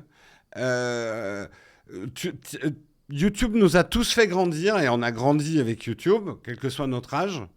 Et c'est vachement bien qu'ils reconnaissent cette force qu'ils ont, d'aider les créateurs, parce que c'est clair que les tutos, tu peux faire très peu de vues sur un tuto, parce que ça va être très spécifique. Si tu peux vendre et fixer un prix, il faudra voir aussi les prix, comment on peut les fixer et tout ça. Ça peut permettre l'émergence de nouveaux business models autour de la création audiovisuelle qui ne sont pas liés au nombre de vues. Et ça, c'est hyper intéressant.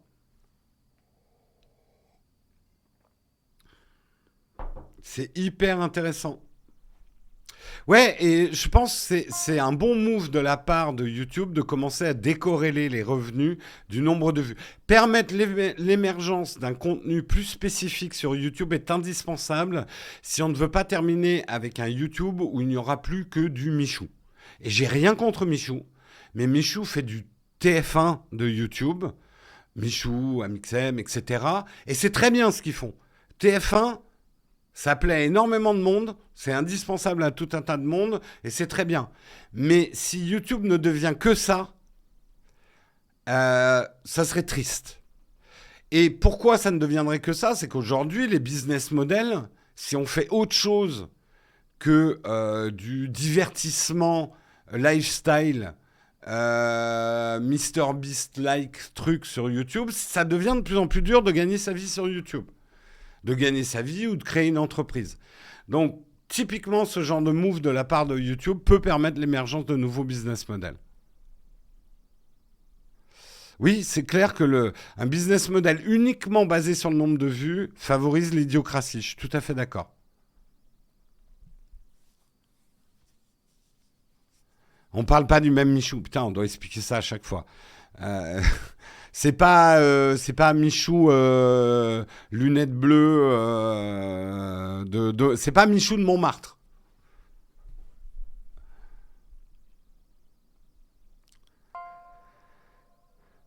C'est pas le moment de mettre tout payant. Mais c'est là, Philbur, mais désolé, mais le contenu payant va permettre l'émergence d'un type de contenu indispensable aux gens. T'es pas prêt à payer 5 euros pour apprendre à peindre un mur par un professionnel? Moi, oui. Voilà. Et que si on laisse que le business du gratuit, vous payez pas, et il sera toujours là. Vous aurez toujours des vidéos gratuites.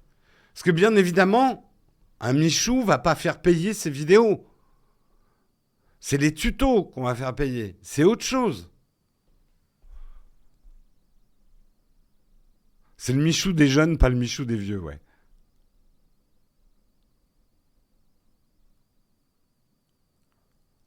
Donc, de dire, ouais, tout devient payant. Oui, ben en fait, c'était inévitable. Parce que le contenu gratuit d'Internet ne peut être qu'un certain type de contenu, drivé par des algorithmes dont on commence à voir les conséquences aujourd'hui, hein, Instagram et tout ça. Ça continuera à exister, vous aurez toujours du contenu gratuit, mais si vous voulez du contenu de qualité qui vous correspond un peu mieux ou que vous cherchez, ça sera du contenu payant. Je suis désolé, je vous l'annonce brutalement, mais ça sera du contenu payant. Ouais. Après, vous aurez toujours le choix, mais ça sera du contenu payant.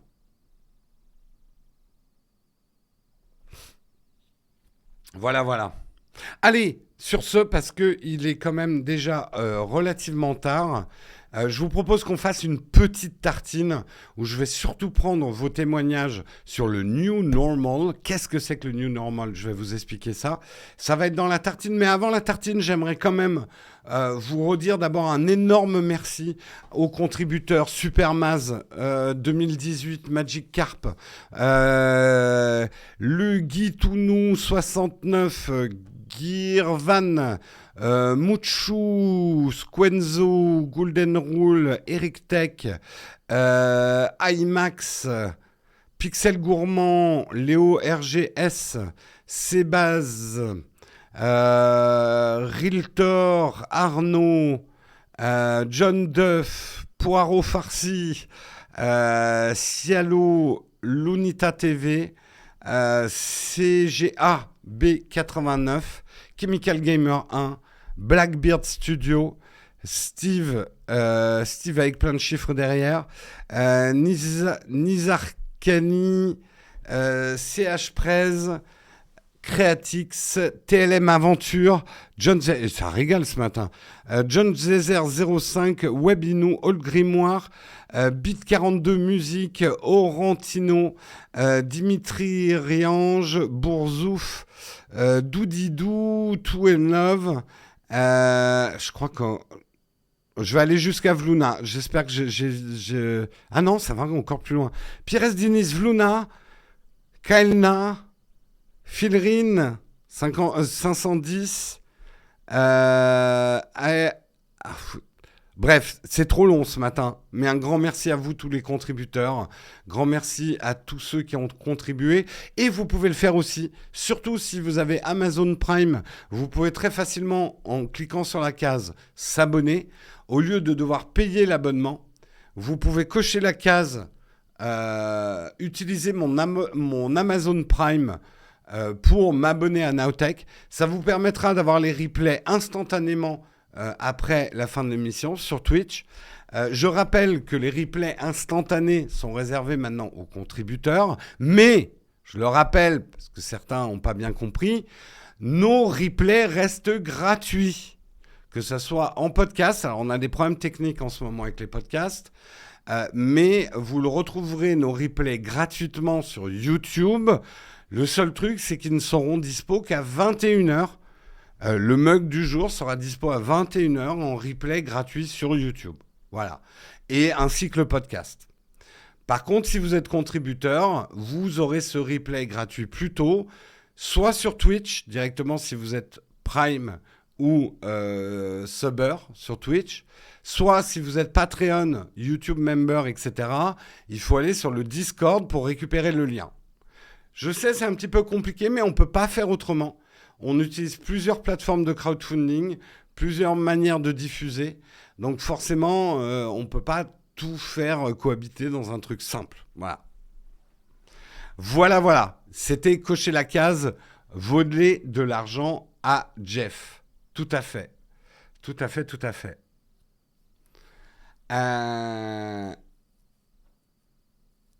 Activer les dons sur Twitch. Si on fait un truc caritatif, oui. Pour l'instant, on ne fait pas d'OP caritative, mais bien sûr qu'on aura probablement... Enfin, tu parles du bouton don caritatif de Twitch? Attends, tu parlais des dons peut-être sur YouTube? Après, nous, on essaye justement de ne pas multiplier à outrance les manières de nous soutenir parce que ça devient impossible de gérer ça, quoi. Les dons n'existent pas en France, hein. Alors, tu peux avoir un bouton don, mais en fait, sachez que pour nous, c'est un revenu, donc on le déclare et on paye nos impôts dessus. La notion de don, elle est réservée aux associations caritatives reconnues par l'État. Donc, quand vous faites un don aux events, c'est un véritable don d'ailleurs que vous pouvez déduire de vos impôts. Nous ne sommes pas une association caritative, donc ce n'est pas un don, c'est une contribution. C'est important de voir la différence. Ah si, TVA, alors il y a des flous juridiques sur la notion de TVA, mais en fait, nous, on n'entretient pas le flou juridique. On provisionne toute la TVA qu'on aura à payer et on la paye préemptivement. Si, et je suis certain. De toute façon, d'une manière simple, fiscalement, c'est un revenu. Donc TVA, point à la ligne. Ah non, on va pas monter une asso. Hors de question que je monte une asso. Hein. Non. Aucune intérêt de monter une assos. Pour ce qu'on fait, ça n'a aucun intérêt. Et c'est beaucoup d'emmerde pour pas grand-chose, une assos. On pourrait pas amortir le matériel. Il y a tout un tas de choses qui seraient très dures à gérer pour une chaîne tech qui se montrait en termes d'assaut. Et en plus, c'est pas ce que j'ai envie de faire. J'ai envie de créer une entreprise, j'ai envie de créer de l'emploi. Alors je sais, on peut créer de l'emploi avec une assos. Je sais ce que c'est qu'une assos. Mais je veux créer une entreprise. Je veux pouvoir faire du profit pour investir, pour pouvoir faire d'autres projets, etc. On n'est pas encore dans les camps de fac. Mais quand on parle d'argent, c'est bien aussi de crever certains abcès.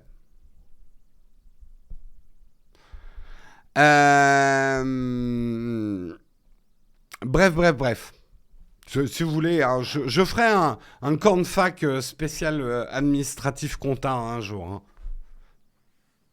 La maintenance du yacht. On pourrait pas faire ça avec une assos. Allez, on passe tout de suite à la tartine.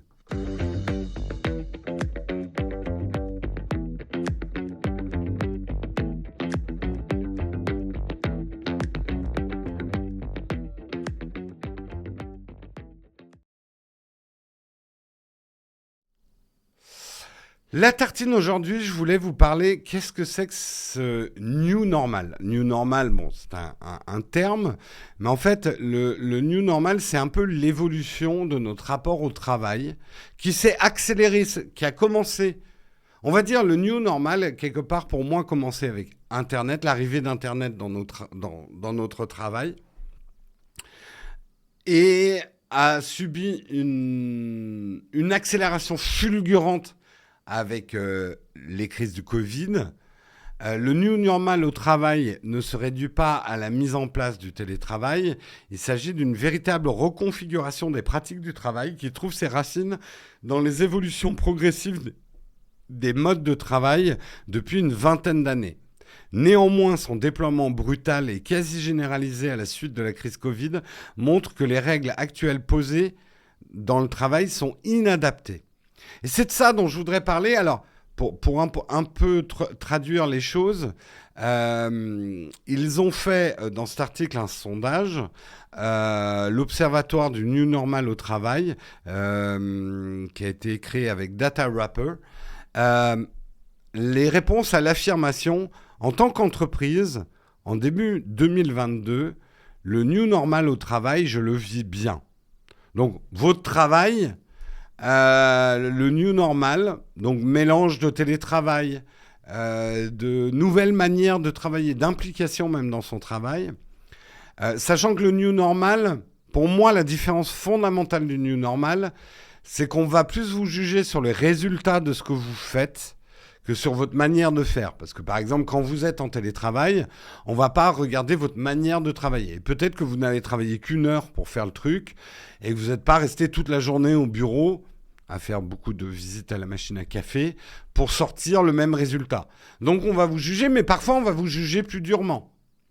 Bon, enfin bref. Et là, on voit que les gens... je le vis bien, pas du tout d'accord 18%, peu d'accord 45%, assez d'accord 36%. C'est très mitigé avec quand même plus de gens qui sont plutôt mécontents au final de ce new normal au boulot. Le new normal, ça veut dire aussi moins voir les collègues, moins d'échanges de compétences.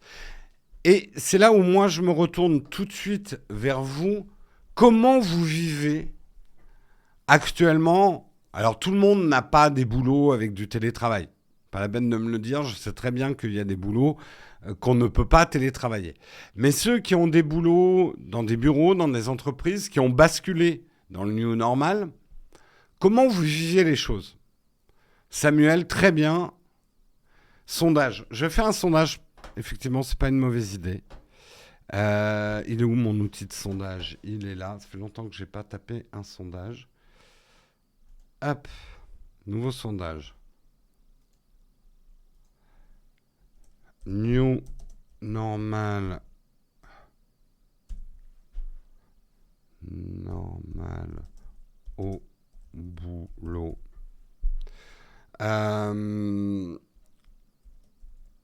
C'est... Okay. Je vis ma meilleure vie, ça rentrera pas. Je vis ma meilleure vie. Si, ça rentre. C'est bien. Je vais essayer d'être nuancé dans mon sondage. C'est bof. Plutôt claqué.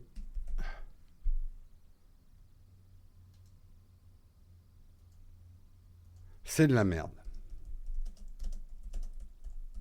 Alors là, j'ai toutes les nuances. Hein. J'ai mis « Je vis ma meilleure vie, c'est bien, c'est bof, plutôt claqué, c'est de la merde ». Allez, vous avez 5 minutes. Sondage d'opinion. Sofres. Merde. Ah putain, j'ai mis merde. C'est... Bon. Il m'a censuré mon sondage. J'enlève merde. Voilà, là ça passe. Sondage Ipsos Sofres officiel avec la chatroom. Pour l'instant, je vis ma meilleure vie avec 48%, 15 votants est énorme, c'est bien 28%. Vous avez l'air, dans l'ensemble, je prends une première température des sondages auprès des Français qui regardent le Mug, Français, francophiles qui regardent, l'international qui regarde le Mug. Première température, nous avons plutôt une tendance qui se dessine vers le positif, voire le très positif, parce que pour l'instant, c'est je vis ma meilleure vie qui domine avec le 48%, 69 votants, le c'est bien 30%, 47, c'est bof 13%, 20 votants, plutôt claqué 8%, 12 votants, et c'est de la merde 3% avec 5 votants. Donc, Intéressant, intéressant sur cet échantillon représentatif des gens qui regardent le mug, d'avoir ce... C'est quoi la différence entre c'est claqué, c'est bof? Pour moi, c'est bof, c'est vraiment mitigé. C'est claqué, c'est plutôt de la merde. Mais c'est pas encore la grosse merde. Si vous voulez, on peut.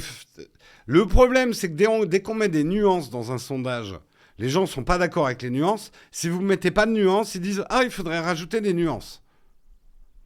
Je devrais faire un sondage. Aimez-vous les sondages? Oui, non, peut-être.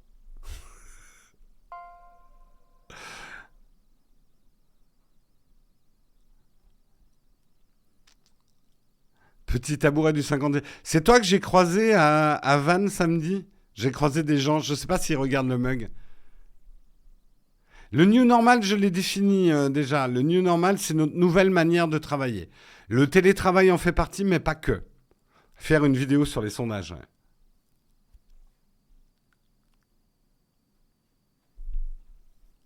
Faut-il faire de la nuance dans les sondages? Sondage. Oui, non.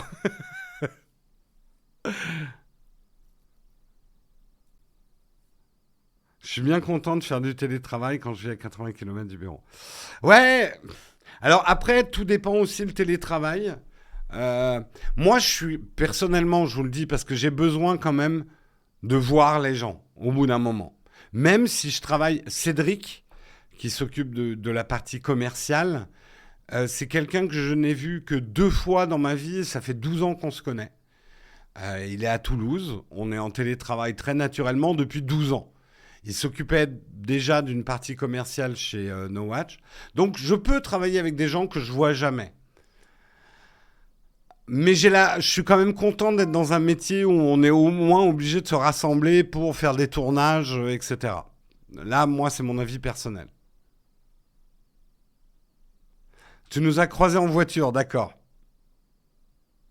Il y a pas mal de gens qui m'ont reconnu à Belle-Île ou à Vannes. Comme quoi, les Bretons sont des gens fidèles et des gens qui regardent le mug et des gens qui regardent nos vidéos. Donc, c'est des gens bien. Voilà. Il n'y a rien d'autre à dire sur les Bretons, je crois.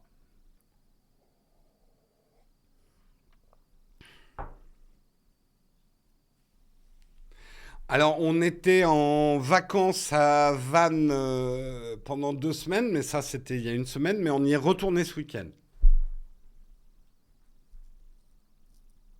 Je crois qu'on kiffe vraiment Vannes.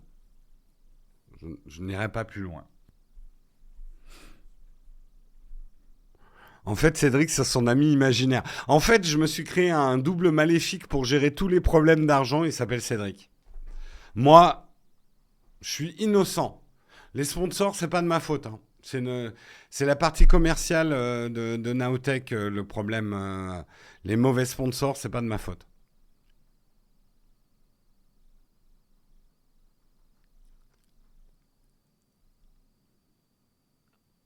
Non, cette année, on n'est pas allé à Carnac. On y était allé il y a 2 ans. La première fois qu'on est allé à Vannes, on était allé en vélo à Carnac, ce qui est une sacrée épopée. Mais cette année, non, on n'est pas allé à Carnac.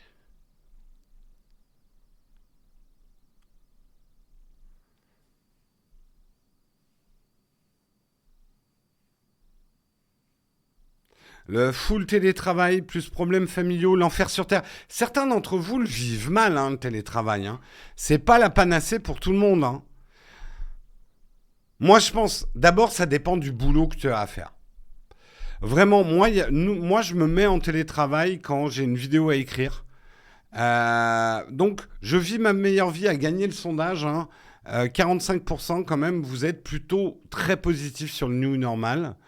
Euh, Moi, en fait, ça dépend ce que j'ai à faire.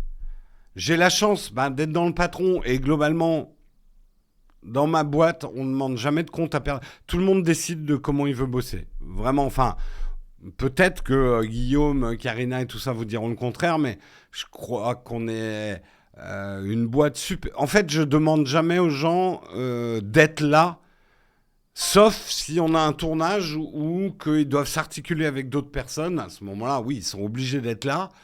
Mais sinon, tant que le travail est fait, tu peux l'avoir fait sur les chiottes, dans ton bain, en parapente. J'en ai rien à foutre. Tant que le boulot est fait. Encore une fois, c'est l'abstention qui gagne le vote, tout à fait. D'autres le vivent très bien, hein, d'être en full remote, donc de pouvoir avoir une vie de famille beaucoup plus riche, quoi. Donc ça, c'est cool. Ça, c'est cool.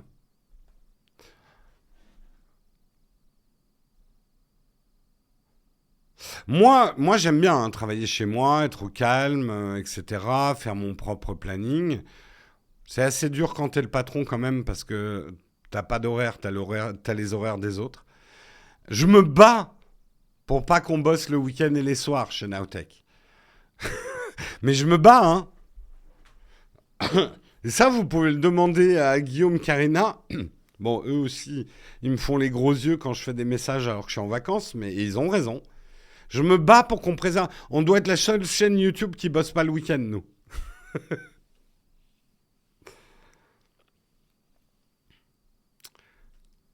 Euh, donc, bon, il y a des exceptions, mais globalement, je n'encourage absolument pas le travail en dehors. Et on a des horaires vraiment cool. Et t'es pas obligé de les respecter. Et si quelqu'un dit je veux être en télétravail, tant que ça met pas les autres dans la merde, moi c'est vraiment ma définition. Tu peux être en télétravail, tu peux même dire je pars en vacances. Moi je serais le genre d'entreprise qui demanderait même pas aux gens de poser leurs vacances en avance. Tant que tu ne déranges pas le travail des autres, donc que c'est fait en concertation avec les autres, tu fais ton télétravail quand tu veux, tu prends des vacances quand tu veux, mais il faut bien t'assurer que tu n'empêches personne d'autre de bosser, quoi. Donc, prendre tes vacances quand tu veux, si tu as bien préparé le boulot en amont pour transmettre tout ça, ça ne me pose pas de problème. Parce que pour moi, dans une entreprise, et moi le premier, personne n'est irremplaçable. Vraiment, ça, j'y crois pas au côté indispensable à l'entreprise. Euh, Tout une question d'un minimum d'organisation.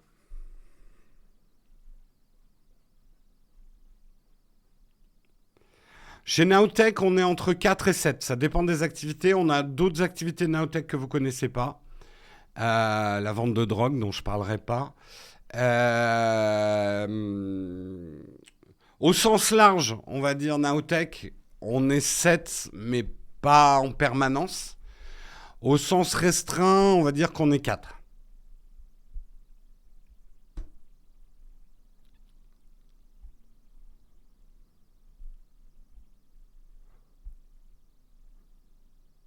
Ah oui, bah nous, je ne l'ai jamais caché. Il y a des sommes dont je ne parle pas, mais nous, aujourd'hui, on doit faire entre 15 000 et 20 000 euros de chiffre d'affaires par mois pour survivre. Donc, vous pouvez vous plaindre des sponsors, tout ce que vous voulez. Moi, à partir du moment où j'ai des salaires à payer aux gens, je ne peux pas enlever les sponsors. Des salaires ou des traites.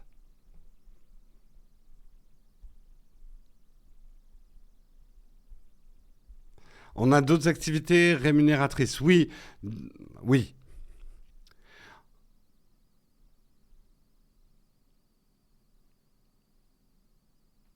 Ah oui, par contre, oui, on choisit nos sponsors et ça, c'est grâce aux contributeurs. Comme on a des contributeurs, ça nous permet surtout de pouvoir dire merde à certains sponsors sans mettre en péril les salaires et les traites des gens qui travaillent pour Nowtech. Ouais. On n'est pas obligé de tout prendre. Et si on prend du NordVPN comme on l'a fait récemment, si on prend du Red Shadow Legend comme on l'a déjà fait, c'est un peu quand même sur nos termes. Quand on dit OK, on prend parce que c'est comme ça. Un truc tout con, mais moi, NordVPN, je voulais pas vraiment les prendre tant qu'ils n'avaient pas des serveurs qui n'enregistrent pas les données. Il y avait un flou autour de ça. Moi, personnellement, ils m'ont rassuré sur ce sujet. Je me trompe peut-être qu'ils m'ont bullshité, mais pour moi, c'était un point, par exemple, pour NordVPN. On est en train doucement là de glisser au cornfac. Je mets juste un petit, pour que l'émission reste architecturée, je mets juste un petit générique cornfac et on va faire 10 petites minutes de cornfac.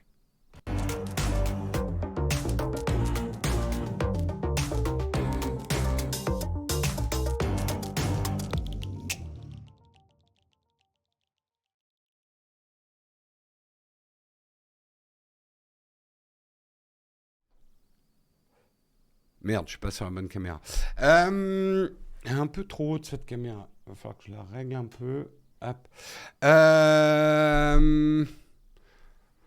15-20K, c'est le minimum. Hein. C'est pour effectivement les salaires, loyers. Après, le matos, c'est en plus effectivement à acheter. Honnêtement, le matos, vous fantasmez beaucoup dessus. Le matos, c'est vraiment pas une charge. Et pourtant, on en achète du matos. Mais c'est une charge qui est très facile à diluer dans une année. Hein.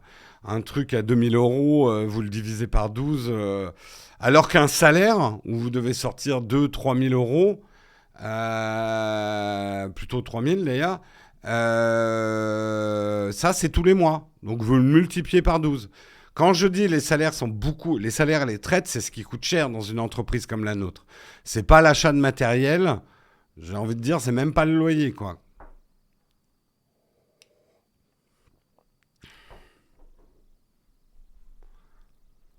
Question, l'Apple Watch 7 ou 8? 7, j'ai envie de dire. J'ai même envie de dire, moi depuis la 7, en fait si tu as une génération d'avant, à partir de la 5-6, pas la peine d'acheter une Apple Watch. Hein. C'est le CTO qui coûte une blinde, ouais. Tu utilises toujours Notability? Non, plus du tout. J'utilise Note maintenant. J'avais fait une vidéo d'ailleurs sur mes usages de Note sur l'iPad. J'ai décidé d'être plus minimaliste dans les logiciels que j'utilise, d'utiliser le moins possible d'appli tiers en fait. Oui, l'écran de la 7 est agréable par rapport à la 6, mais ça n'a pas changé radicalement mon usage d'une Apple Watch. Il est puissant le MacBook Air M2. Oui, mais ça ne justifie pas la différence de prix avec le M1. Donc si c'est la puissance que tu cherches, prends le M1. En fait, le M2, il est surtout joli. Franchement, il est surtout très joli. Et c'est pour ça faut être prêt à payer son prix, que moi je trouve trop cher, juste pour avoir un truc joli. Ce que je reproche pas forcément. Hein. J'aimerais acheter l'iPhone 14 Pro à Tokyo, car il est un, mais je ne sais pas si l'appareil est identique à celui que je peux acheter en Europe. Méfie-toi d'abord des douanes, méfie-toi des garanties.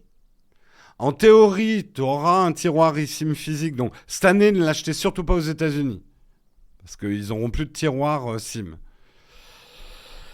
Moi, je dis, théoriquement, la loi fait que tu ne peux pas acheter un produit au Japon. Si les douanes, si tu n'as pas la preuve d'achat, enfin, après je suis pas un spécialiste, mais je crois que tu n'as pas le droit, hein, en théorie. Est-ce qu'on a une affiliation RhinoShield? Oui, je ne sais pas si quelqu'un de la modération peut mettre le lien vers RhinoShield. Code pro, merci Samuel. Code promo RhinoShield, c'est Nowtech21. Ah oui, on n'a même pas 20, ouais, on n'a même pas 22. Nowtech21. Faudra que je vérifie. On va bientôt refaire une OP avec RhinoShield. J'aimerais bien qu'ils nous mettent un code peut-être plus pérenne.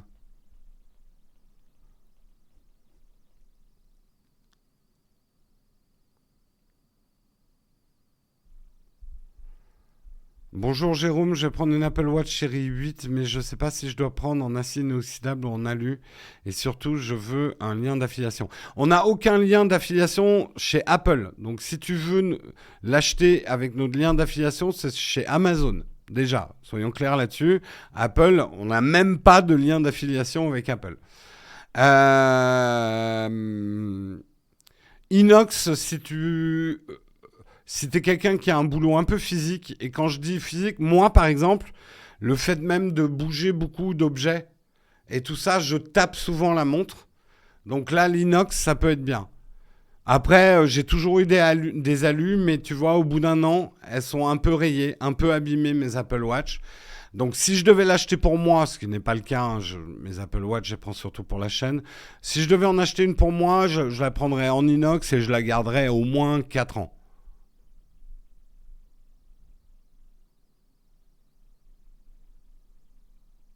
Optimus, je ne suis pas un expert des douanes et des achats avec les taxes des pays étrangers, mais cherche sur Internet. Toi, tu trouveras la réponse.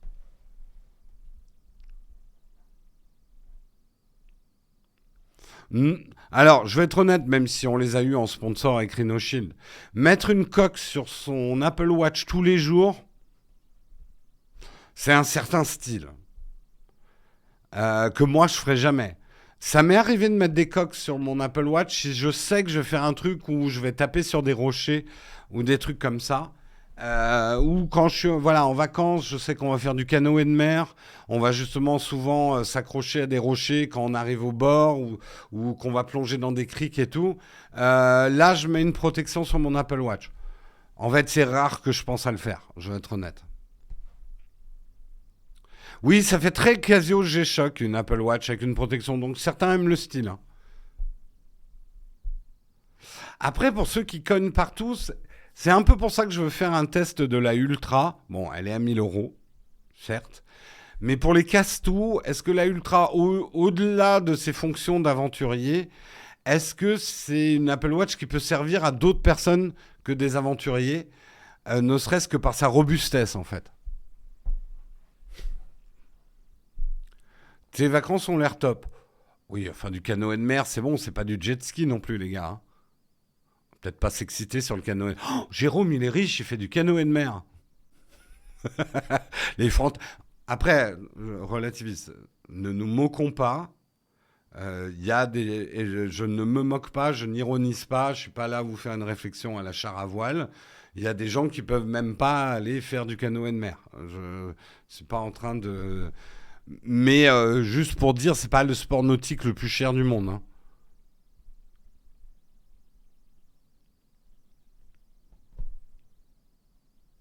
Je suis pas fan de la Watch Ultra, mais l'offre a l'air sympa. Je pense qu'elle est beaucoup trop grosse pour la plupart des poignets normaux, hein.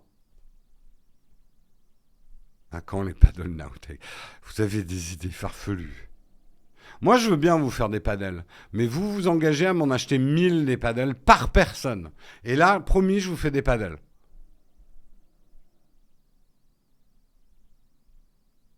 Alors, le jet ski, en vrai, d'abord, c'est cher, oui, en location. Après, tout dépend si tu prends un jet ski électrique. Il y a de plus en plus de jet ski électriques. Là, en termes de pollution. Après, c'est plus que les jet skis. Je trouve ça assez dangereux pour les nageurs. Alors, tu n'as pas le droit d'en faire n'importe où et c'est bien, c'est encadré. Disons que le comportement de certaines personnes en jet ski peut être dangereux, ouais. Et quand tu es en canoë de mer, t'adores pas les jet skis qui te tournent autour.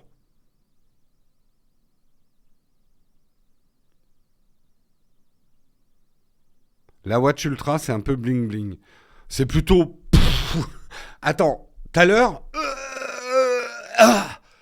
Il est 9h47. Non, en vrai, elle est légère, c'est du titanium. Mais elle fait lourde.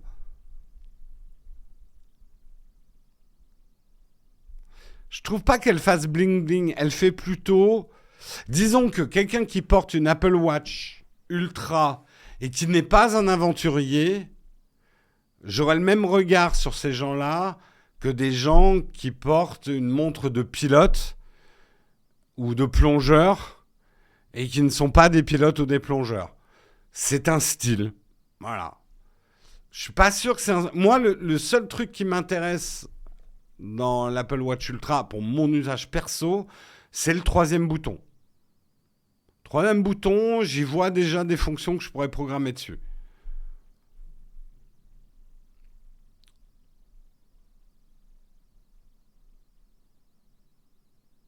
Oui, effectivement, Optimus, il y a certains gabarits. Si la Watch 7, moi, la Watch 7, pour moi, c'est la limite. Je la trouve déjà assez grosse à mon poignet. Pour moi, il est important de voir le bracelet un minimum dans un ratio. Si je vois que les bouts de mon bracelet, pour moi, c'est trop gros.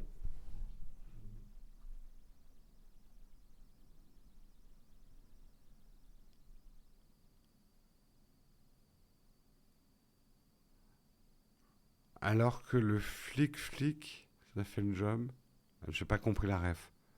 La Watch Ultra sera portée par des Parisiens qui mettent des pantalons de randonnée en soirée. Peut-être.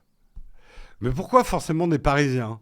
Tu sais, j'en vois beaucoup, hein, moi, des gens, les pseudo-aventuriers. Là, quand tu te balades dans les ports de Bretagne, euh, le mec qui a habillé comme un marin technique, il connaît tout le vocabulaire des marins, mais je pense qu'on le voit pas souvent naviguer.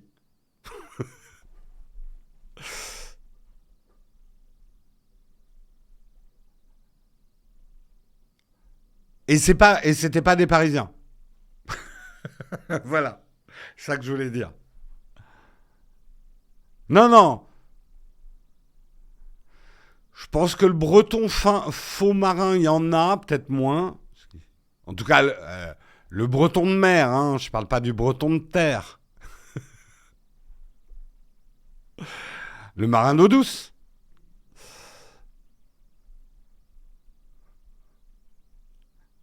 Ah, il est 9h50, faut vraiment que je coupe le live. Mais je suis tellement bien avec vous aussi, j'ai pas envie de vous laisser, je suis bien. Mais j'ai plein de boulot. C'est peut-être ça, j'essaie de procrastiner. Et c'est ça le fond du problème. En fait, je fais de la procrastination avec vous. C'est pour ça que les mugs sont trop longs.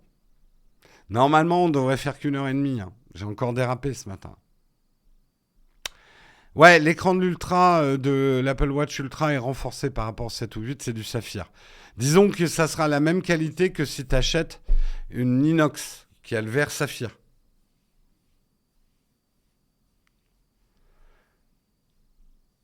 Quand verra-t-on le prochain? Oh, déjà, il y a des produits qui ne sont pas dessinés par Johnny Ive. Je pense que les derniers Mac ne sont pas dessinés par Johnny Ive. Ouais, c'est quoi le new normal, hein, Olek, du mug? C'est quoi le new normal, en fait? Est-ce que c'est 1 heure et demie? Est-ce que c'est 1 heure avec des brouettes? Ou est-ce que c'est simplement le temps qu'il faut pour faire un bon live? Je pose la question. Je pose la question, hein, aux acharnés de l'horaire, hein. C'est tout ce que j'ai envie de dire. Est-ce que c'est pas la qualité qui prime et le bon temps que vous passez, en fait, à l'horaire? Je pose la question. Quel flop, tout à fait. Tout à fait, quel flop ce mug. Sur ce, je vous souhaite une excellente journée. On va bien sûr faire un raid pour terminer l'émission en beauté et en bonne compagnie surtout. Je vais vous envoyer. Tiens, bah, chez Samuel Etienne, ça fait longtemps. Il n'a pas besoin de nous, hein. Il y a déjà 3000 personnes qui sont en train de le regarder. Mais c'est vrai qu'il a fait sa rentrée aussi, Samuel Etienne. C'est l'occasion peut-être de... Est-ce qu'il est vraiment en live? Oui, il est en live. C'est l'occasion de voir ce que propose Samuel Etienne cette année. Je vous fais de gros bisous et on se retrouve demain avec Marion. Marion qui fera le mug. Ciao tout le monde.